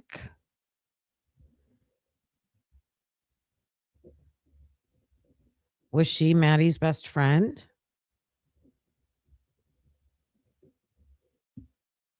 Jotting this stuff down so I can look later. Okay. So she said that over the summer, she still had some belongings there because she planned on going back. Towards the end of July, Gonsalves texted this person and asked if she could move into her room. This girl told her yes because she had decided to not go back to the house and stayed in Boise. So this girl's from Boise. Gonsalves worked from home. Okay. But she was still on the lease.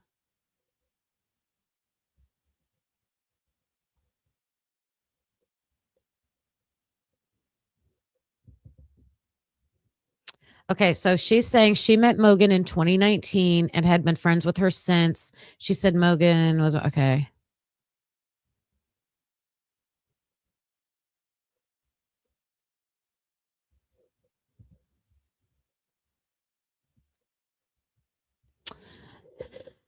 I'm seeing if I highlighted anything else in here. Okay. Here we go. Sergeant Hoxie asked if she had heard about how the girls' day had gone. She heard about the day's activities from someone and through Snapchat. She said they had a really good day and had fun. It looked like it started at their house and went to the White's apartments. Oh, and this is the part I read, that Kernodle and Ethan got home before Kaylee and Maddie, possibly. All right, that was report 15. Now we're going to go to report 20. And it's on page 61. Whoops.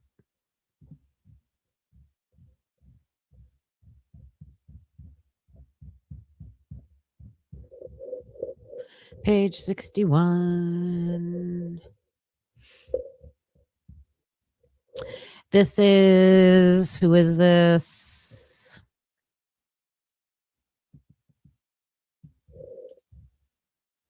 Matt Wernsing. Matt Wernsing from the Idaho State Police. And this says on November 18th at 2:17 p.m., Homeland Security Investigations Task Force Officer, TFO Sage Collins, and I, Matt Wernsing, we interviewed this person. Okay, here's some information.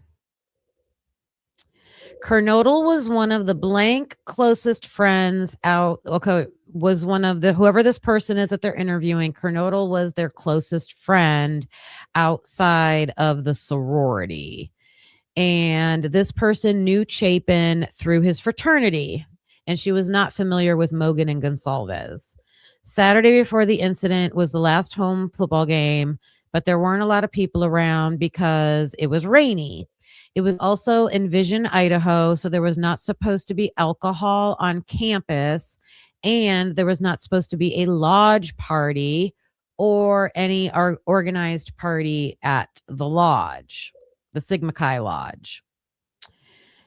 This person went to the lodge party, and there weren't many people there because lodge parties are sanctioned by fraternity sorority life, and there weren't many people.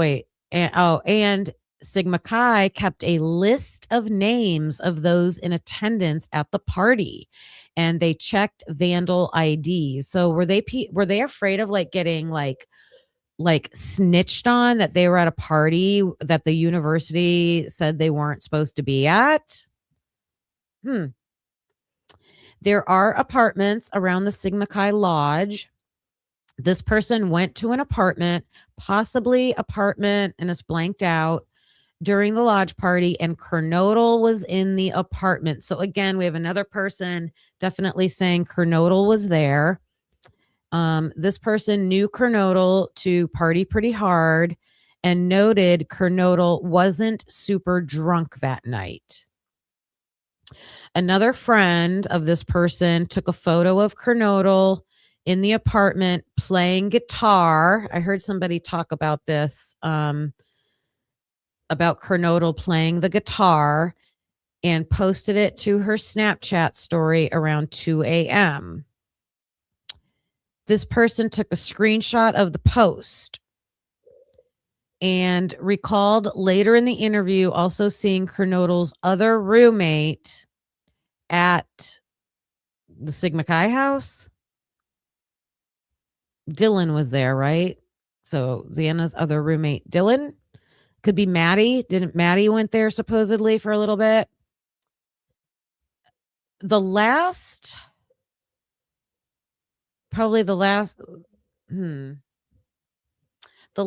blank spoke to Kernodle. The last time she spoke to Kernodle at the, I'm going to say Sigma Chi house, was approximately 12:45 a.m. when everyone was leaving. Everyone was leaving at 12:45 a.m., but this is contradictory to what I just read in report 10, where they were there till 2 a.m.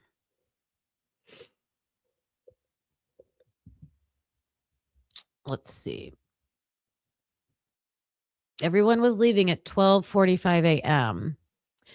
Kernodle and Chapin walked away, and this person believed they went right home and did not go anywhere else. So it's interesting that, up here, there's no mention of Ethan. It's all Xana. Xana was in the apartment. Xana wasn't that drunk. Xana was playing the guitar. I took a photo of Xana. So there's a Snapchat. Oh my God, I can't talk. A Snapchat picture of Xana playing the guitar.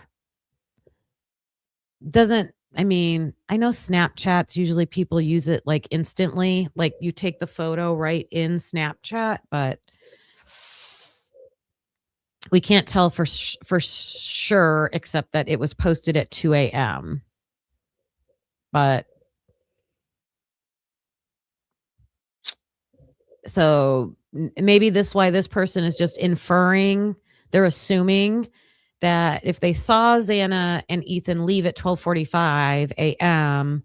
and were walking in the direction of King Road 1122, then they're just assuming they went straight home, and then that would have been before Kaylee and Maddie. This person got a ride home from a sober bro. I don't know if it's a Sigma Chi sober bro, a Delta sober bro. I don't know. They give the name, and then at approximately 2 a.m., this person said that,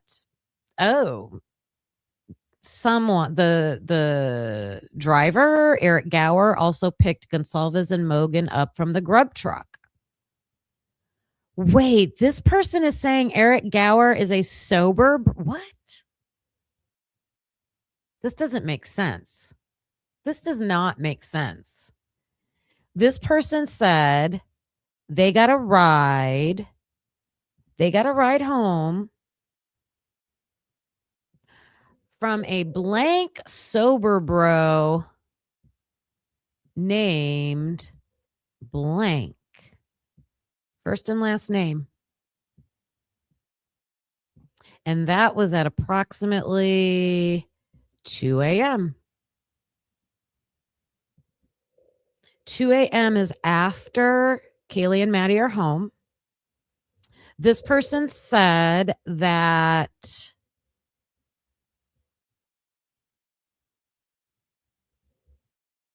they're talking about a sober bro. They're saying the sober bro also picked Gonsalves and Mogan up from the grub truck and can be seen on the grub truck's live Twitch feed doing so. So they looked at the camera.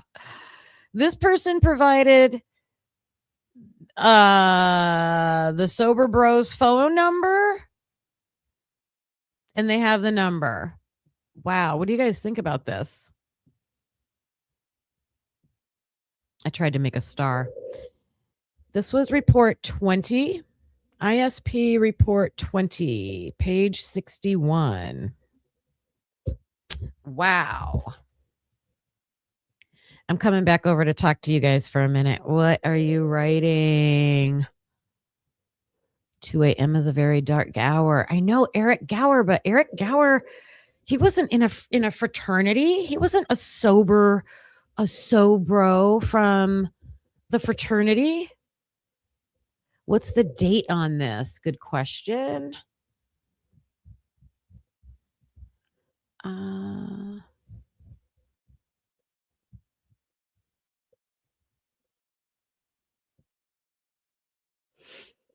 Okay, so they wrote it November 29th, but they did the interview on November 18th.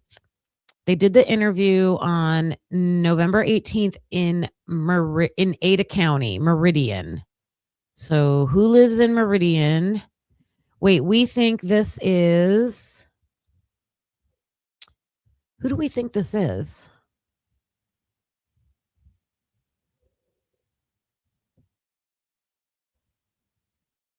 It's whoever was best friends with Xana outside of the sorority. Who's Xana's best friend outside the sorority?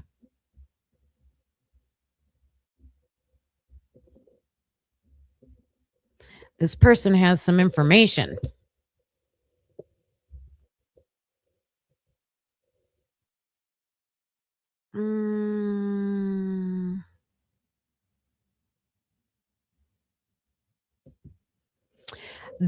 I don't know when the grub truck footage, Olivia Gonsalves found the grub truck footage day one. So it came out like almost immediately because Twitch is like a public live feed. And so people just like saved it. Like it got put out there right away. Right away. Hey, Paco Jewel, it is so good to see you. Looking to see if you guys have any thoughts on who would be Xana's best friend outside of her sorority. Uh-oh, Lucy.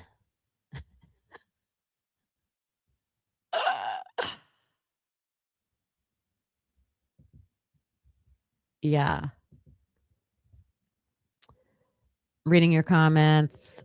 Whoever is the driver is creepy. Why do we have confusion about this driver?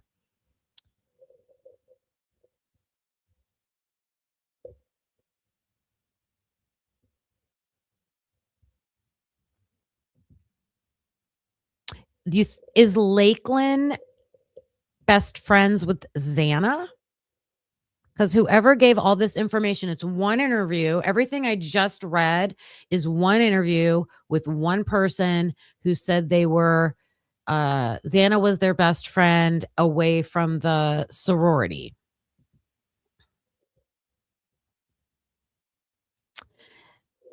This is a lot. We're all nothing they say. I know. I know. This is just a college student's information that they're giving in an interview. It could be 100% true. Some of it is contradicting what other people said. So it's like, yeah, who's telling the truth? And if you're the investigator, how are you figuring that out? Why aren't there multiple interviews or follow-ups, or how are you following this breadcrumb to find out where Xana and Ethan were and all of this stuff, right? We should be seeing evidence of that in more interviews and, written reports and video interviews. Okay. I have two more documents that I have with information about Xana and Ethan. Report number 23. It's on page 67. Whoops. Page 67.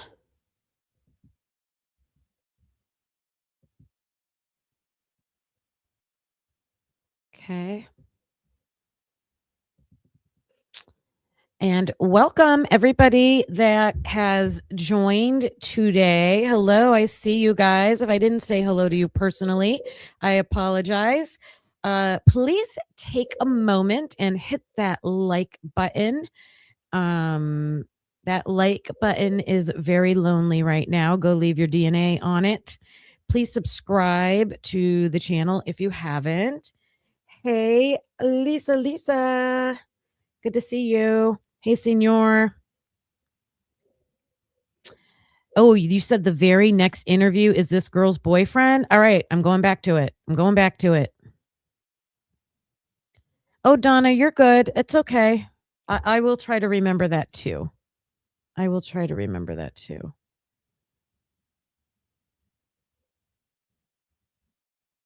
Sassy Cassie. Cassie, I was, one of the reasons I was held up this morning, I forgot to tell you guys, is because I had to run outside and feed the crows. I had to go outside and feed the crows. All right, Senor says that the very next interview is this girl's boyfriend. So I'm backing up to that. Good catch, Senor. Good catch. So let me see.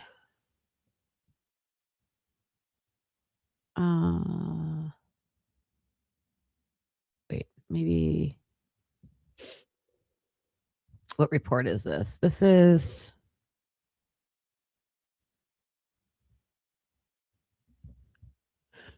Then I want report 21 right here. This is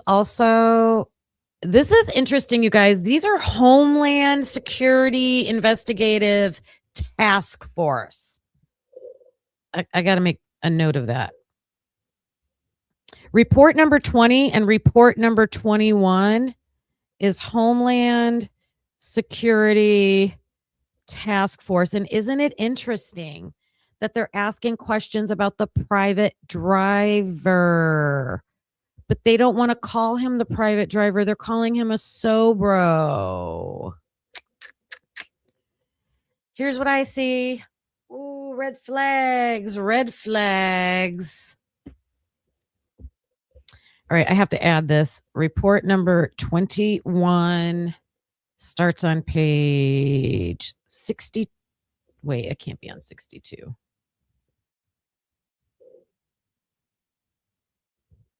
That was only one page. Yep. All right. All right, this is still Matt Wernsing and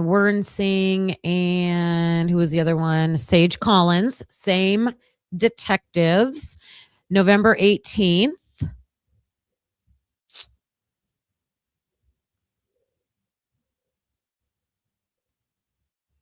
This person knew Gonsalves and Mogan fairly well through school and Greek life. This is why I didn't pick this one out, because I was looking for information about Xana and Ethan. And this is all about Kaylee and Maddie. However, let's look right here since we're on it. Here's Uber driver information. All right. Line 9 says, this person they're interviewing mentioned an Uber driver named blank blank. Eric Gower. We know that's Eric Gower. Gower is known to give the sorority girls rides home from the bars. Blank girls in particular. So we know that's sorority girls in particular. The girls contact Eric on his personal phone and pay him through Venmo and not through the Uber app. Eric had given blank, blank, and blank a ride that night, and one of them paid through Venmo. Okay. So if, Senor, do you have names?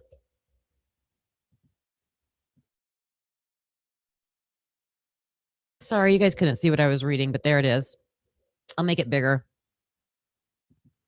Senor, you said this report is the boyfriend of the girl who was Xana's friend. Do you have names?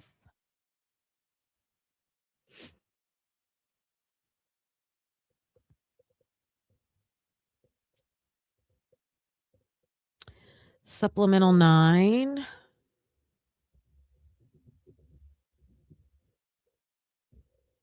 Hey, Becky. I put out strawberries and pepperoni for the crows. I put out a raw egg and they did not touch it. So yes, I'm going to have to hard boil an egg and cut it up for them. I might make them scrambled eggs. I'm talking about the crows, you guys. Cassie and I are over here feeding the crows, and Ro, I think. I have a porch goose group and I have a crow group.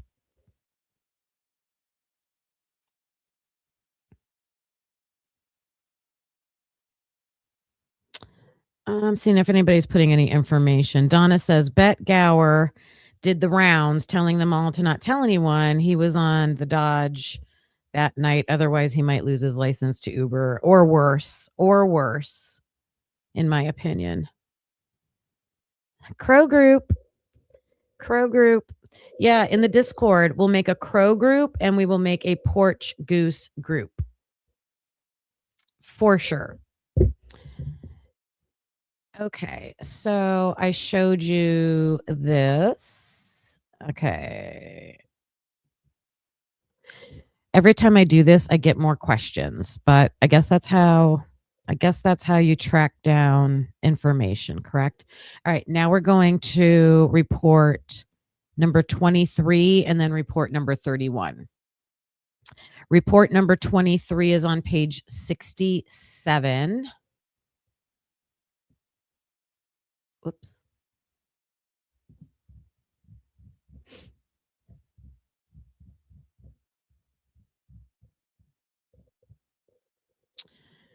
Okay.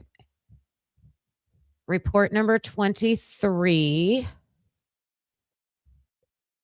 is Brandon Rowley. These are Idaho State Police people, officers. And this interview was on November 30th. Okay. And this is Detective Rowley and Detective Millar. They interviewed somebody at the Idaho State Police District 3 office in Stratford. Oh, in Meridian. So this is also still Meridian. This is like 3 different people in Meridian. This person stated she was friends. Oh, maybe this person who was friends with Xana Kernodle for 2.5 years. Maybe they got interviewed twice, once by Homeland Security people and once by Idaho State Police people. So this person was friends with Xana Kernodle for 2.5 years and more recently with Ethan Chapin since he began dating Kernodle. This person stated Kernodle would have a gathering every weekend or every other weekend and she would regularly attend. This person stated she knew who the other people at the house or the people who would usually attend the gatherings. This person stated on November 3rd, she had gone over to Kernodle's apartment. They are calling it an apartment. I would call it a house. She went there around 1 p.m. and was there for about 15 minutes.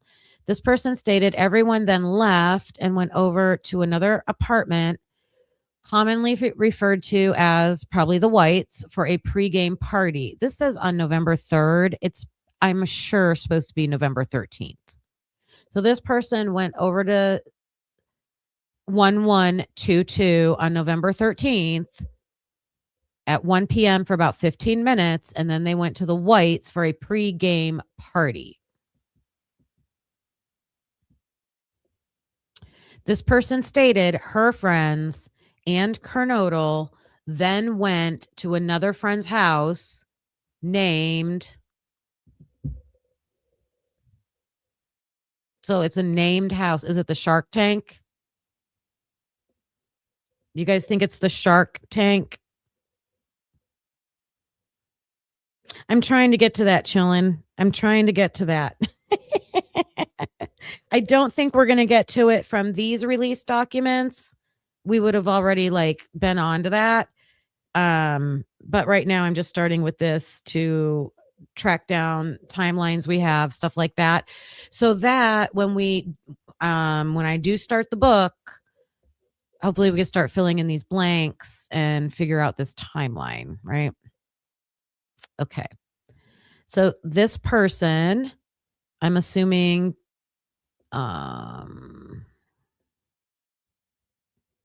so this person went to Xana's house. Then Xana went to the Whites. And then Xana and this person went to, I'm going to guess, the Shark Tank. And her friends then attended the football game. And Kernodle decided not to go. Okay, so Kernodle did not go to the football game. Following the game, this person called Kernodle at approximately 7 p.m. Kernodle stated she and her roommates were at the apartment taking a nap and would decide later if they were going to go back out. Okay, so these people at, allegedly, I'm guessing, the Shark Tank, they go to the game. Are we supposed to assume here that Kernodle went home? Because it just says Kernodle decided not to go. So this is leaving us with a gap, not knowing for sure where she went. But we do know at 7 p.m. she's at her house. This person stated when Kernodle would have get-togethers, she would usually invite men from the probably the Delts, and I know the Thetas were there a lot, and also Sigma Chi. So Delts, probably Sigma Chi fraternity house, and girls from the I don't know and the Pi Phis. This person stated her friend group would also be invited. And this person stated it was usually the same people from each house that would come. This person stated she knew Kernodle occasionally did some things.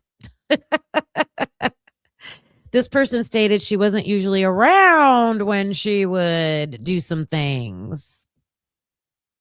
I don't know what that says. I'm guessing.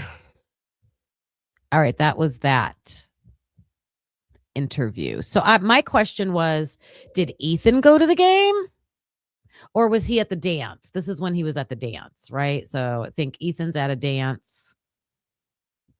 Xana's at the Shark Tank and then home. That's what it looks like. That's what it looks like. Jason Purcell, hello.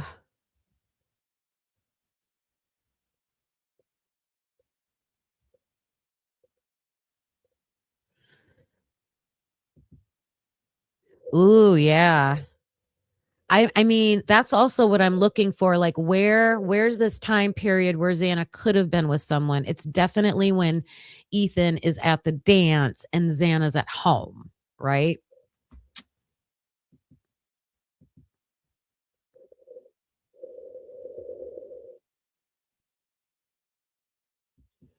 Yes. Kaylee did not go to the Sigma Chi party. And I listened to that new Sigma Chi interview that was out. I was going to listen to it today on here, but I'm going to do it tomorrow. That Kyle Fry, however you say his last name. He gave a really good description of people who would hang out at the 1122 house and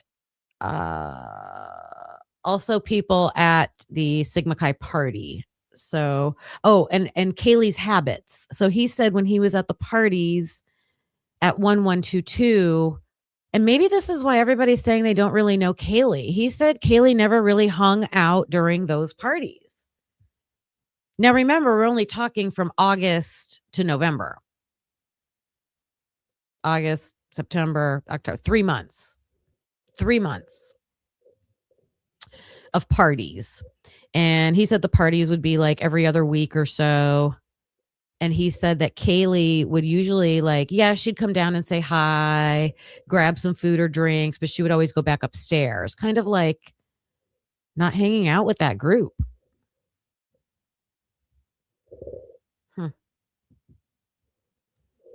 All right, so that was report 23, and we're going to go to report 31, which is on page 87.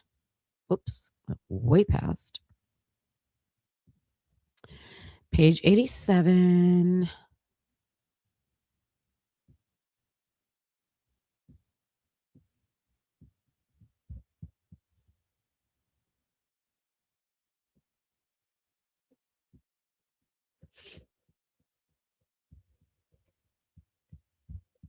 Sorry, I'm sniffing. I'm like getting either the allergy thing and it's cold in my house. It's making my nose is cold. Okay, this is report 31, page 87. Oh, wait, who wrote this? This is...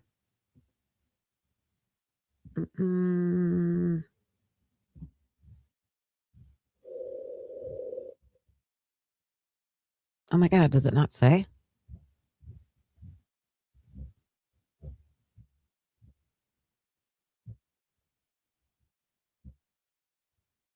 Okay, report 31 is Jess Stennett. Jess Stennett, Idaho State Police.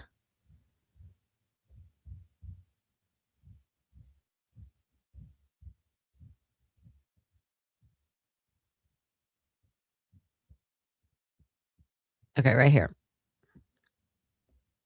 This was on November 28th. And this is Sergeant Jess Stennett of Idaho State Police, and she was contacted by phone by this person. So this is a phone interview, and this person was a previous colleague of mine from Meridian, Idaho. So did she got a phone call from a cop? And this person asked if I was part of the homicide investigation in Moscow, Idaho. He asked because he had received a phone call from a person who claimed to be with the FBI. This person was somewhat skeptical because the number returned to a Detroit, Michigan area code. What is going on here, you guys? What is going on here? He contacted me. Whoa, no, don't scroll up. Because his child, so his son or daughter, attended the University of Idaho. Oh my gosh, you guys, there's an FBI agent from Detroit, Michigan, who had a kid attending the University of Idaho. And that kid may have information about persons who were associated with the homicide victims. Did you guys hear that? This is crazy. I got to mark this. I have to mark this. It's not, I got to pick a different color. We'll do this. Why won't it let me? This is crazy. Meridian. It only lets me do freehand. That's crazy. I got to write this down. All right. So where's the information? Okay. So this daughter,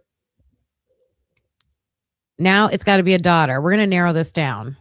This person asked if I could reach out to his, I'm going to say daughter, and talk to her about what information she may have. So on December 2nd at 11:05, Detective Tolson and it just says Detective Tolson and conducted a recorded telephone interview with this girl. This girl was attending the University of Idaho and was living in Moscow, Idaho. She was the blank of her sorority. Oh, vice president of her sorority, something like that. And her sorority is, I don't know, 2 words, Alpha Phi. I have no idea. I'm guessing.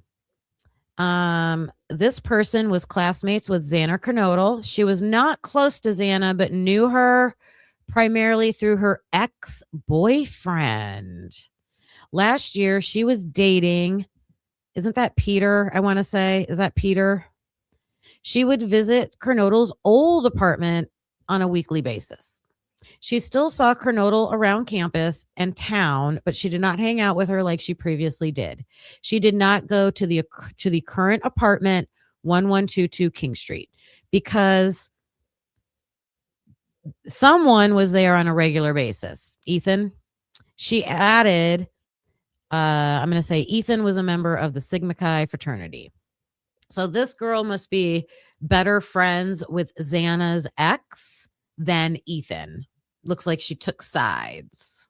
Is that what you guys are thinking?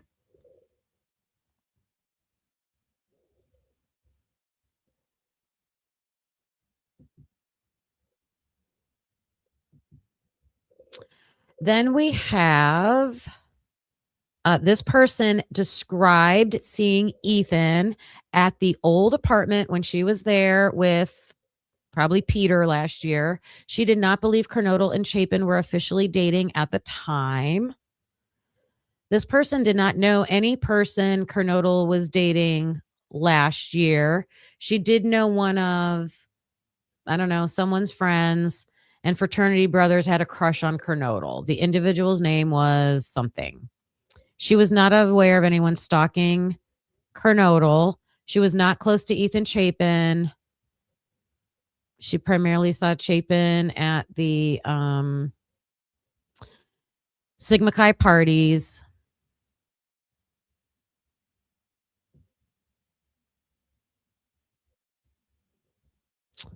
I'm looking for her information. Okay. She recalled visiting Kernodle's. I got to change that.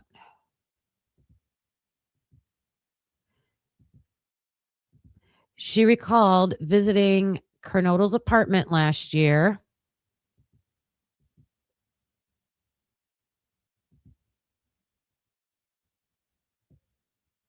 Oh my God. I'm trying to like work and do this at the same time. There we go. So she recalled visiting Kernodle's old apartment last year because a friend she was close with, can't know who that is, lived next door. She described Ethan and Kernodle. Oh, no, Ethan. No, this girl and Kernodle having a close friendship. So Xana was very, very close friends with someone at 1112. She stated that this girl was no longer at the university because she graduated last year. However, this girl could have been sent a text about the night of the homicide. Oof. So I'm guessing this looks like someone from 1112 that graduated last year got a text about the night of the homicide. The text was a screenshot describing two of the other roommates locking their doors because they heard someone rummaging around. There you go. Thank you, SRB. I appreciate that. Yes, I do appreciate donations, you guys. It helps keep the channel going and not expected, but greatly appreciated. Also greatly appreciate. Oh, look at you guys. You came through with getting those likes up. Thank you. Okay, so this person is saying that they have a text message. Someone they know has a text message that Bethany and Dylan heard rummaging and locked themselves in their rooms. Okay, this girl who is giving this interview, her dad is an FBI agent from Michigan, and she was a student at the University of Idaho. So this girl detailed the day of November 12th. She says that they were having a football game.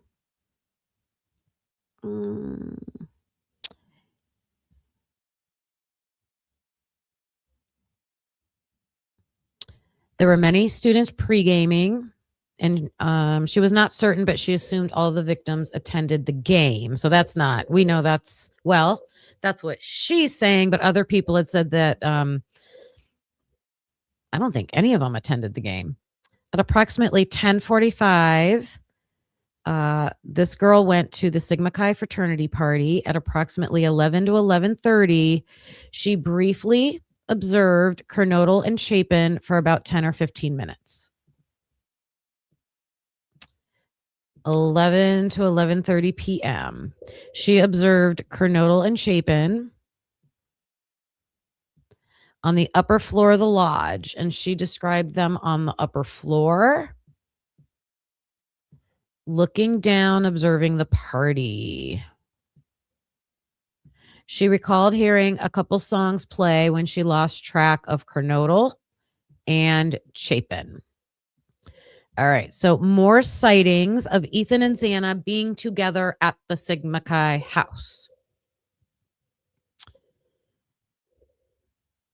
All right, so this girl is saying after the Sigma Chi party, she went to a party at the, I don't know.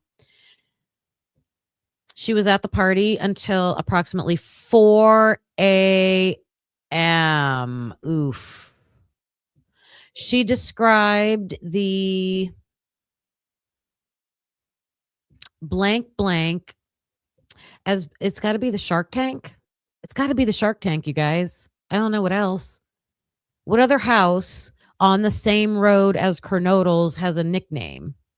Do you guys know?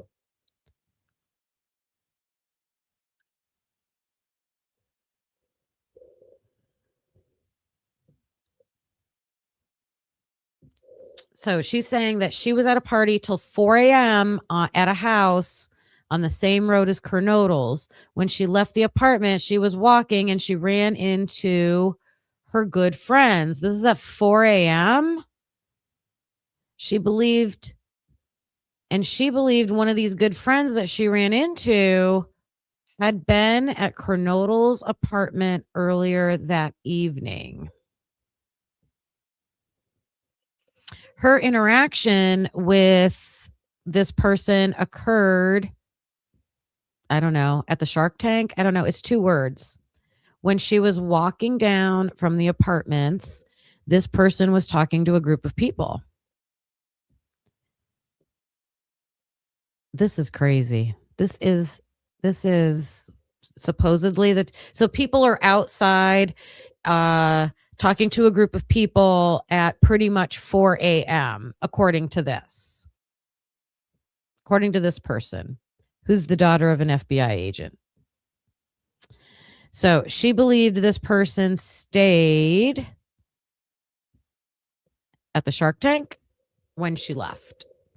So were people like crashing at the Shark Tank that night? The White's apartment party went until 4 a.m. Maybe it is the Whites. The only reason I changed it is because earlier she talked about being at the Whites and then going to a different apartment, Senor, that had a nickname. And I thought the original apartment was the Whites and then going to a separate apartment different than the Whites. Okay. She had seen what she described as Snapchat videos, you guys. I want that Snapchat stuff so bad. Snapchat videos that someone took at Kernodle's apartment earlier that evening. She provided someone's phone number and someone was going to provide someone a ride back to Boise when she went home. This person added Kernodle was very close to the blank. She believed she would talk to her. Wait a minute. She believed we should talk to her ex-boyfriend. He frequented Kernodle's apartment regularly. She did not know if he was at the apartment the night of the homicide.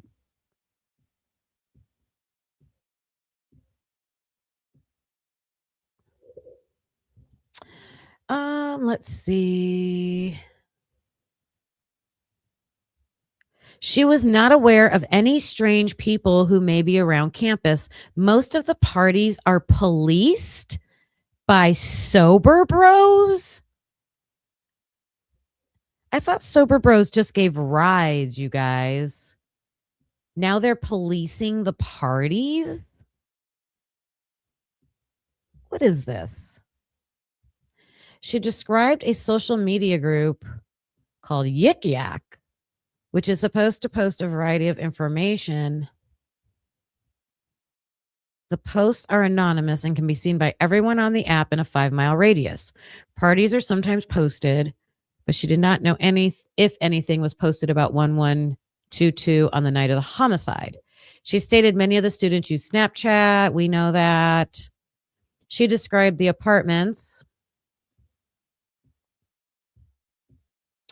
The apartment was nicknamed the Whites. She believed many people who lived at the apartment were close to Kernodle. That's probably the Whites for sure. She believed The FBI had contacted individuals at the apartment already. So people at the Whites were interviewed by the FBI.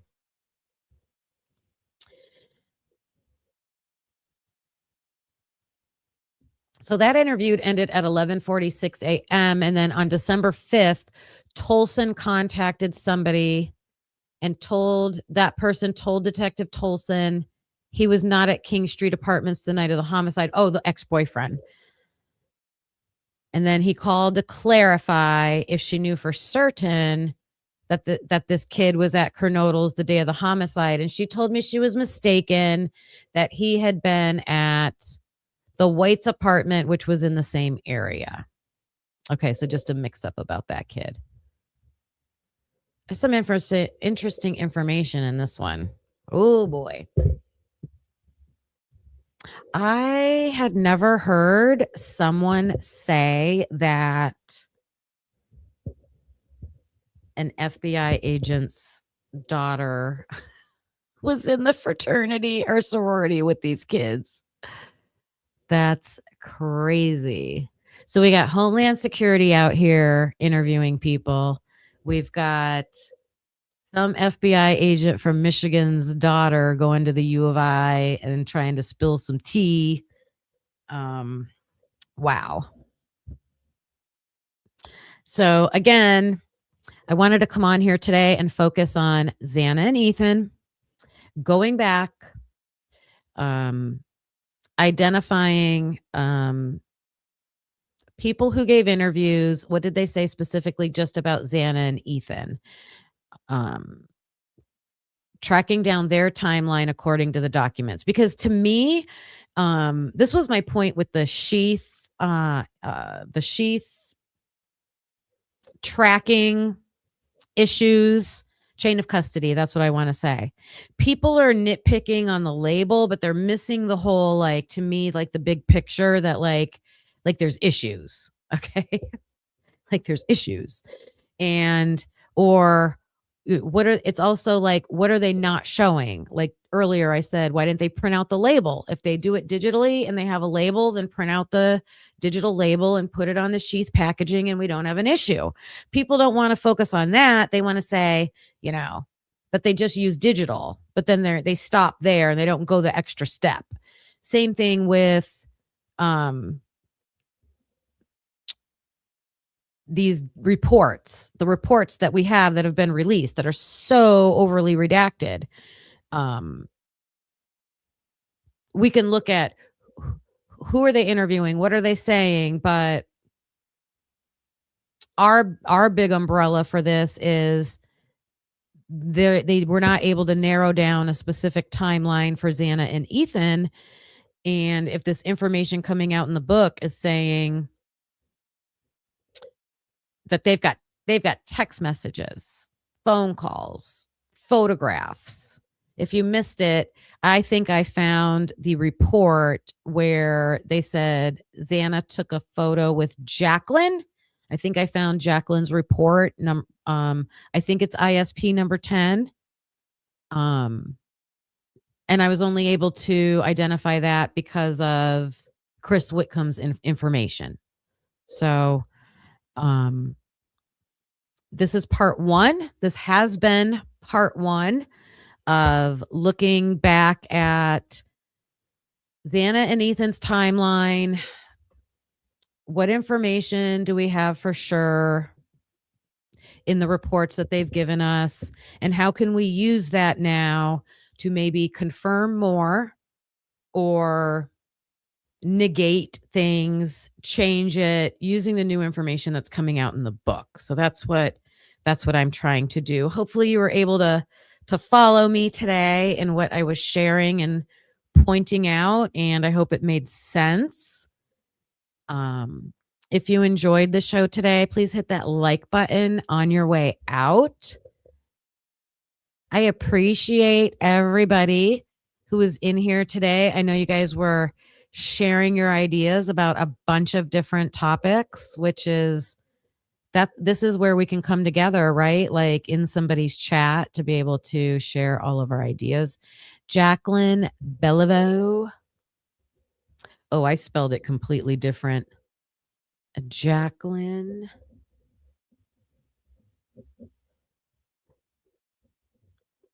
Beliveau. Thank you, Cassie. I appreciate that. Thank you, Crime and Chaos. My sinuses are killing me, you guys. Oh my goodness. I know lots of people are having like spring allergies. Usually it doesn't bother me that bad, but whew, it is bad today. Yep. Thank you to all the mods, all the green team unique peeps who showed up today and were chatting in the chat. This whole Sobro Eric Gower thing, I'm putting a red flag on that and something else to look into.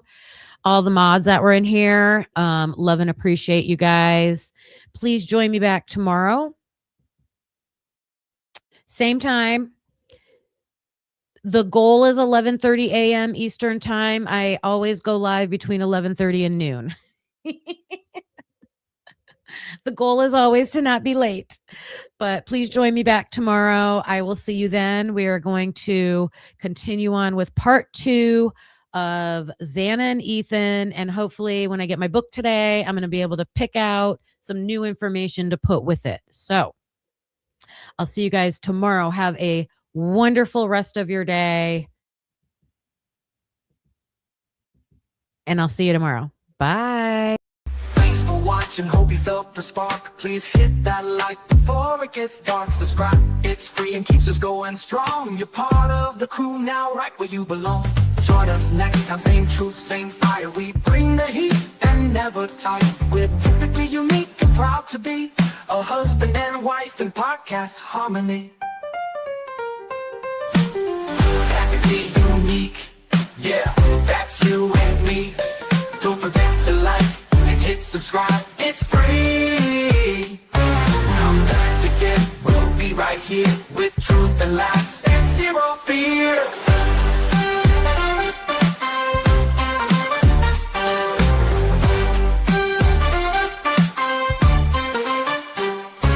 We don't always agree, but that's the show.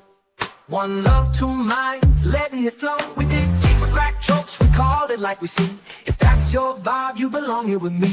We don't always agree, but that's the show. One love, two minds, letting it flow. We dig deep with crack jokes, we call it like we see. If that's your vibe, you belong here with me. We don't always agree, but you felt the spark. Please hit that like before it gets dark. We dig deep with crack jokes, we call it like we see. If that's your vibe, you belong here with me.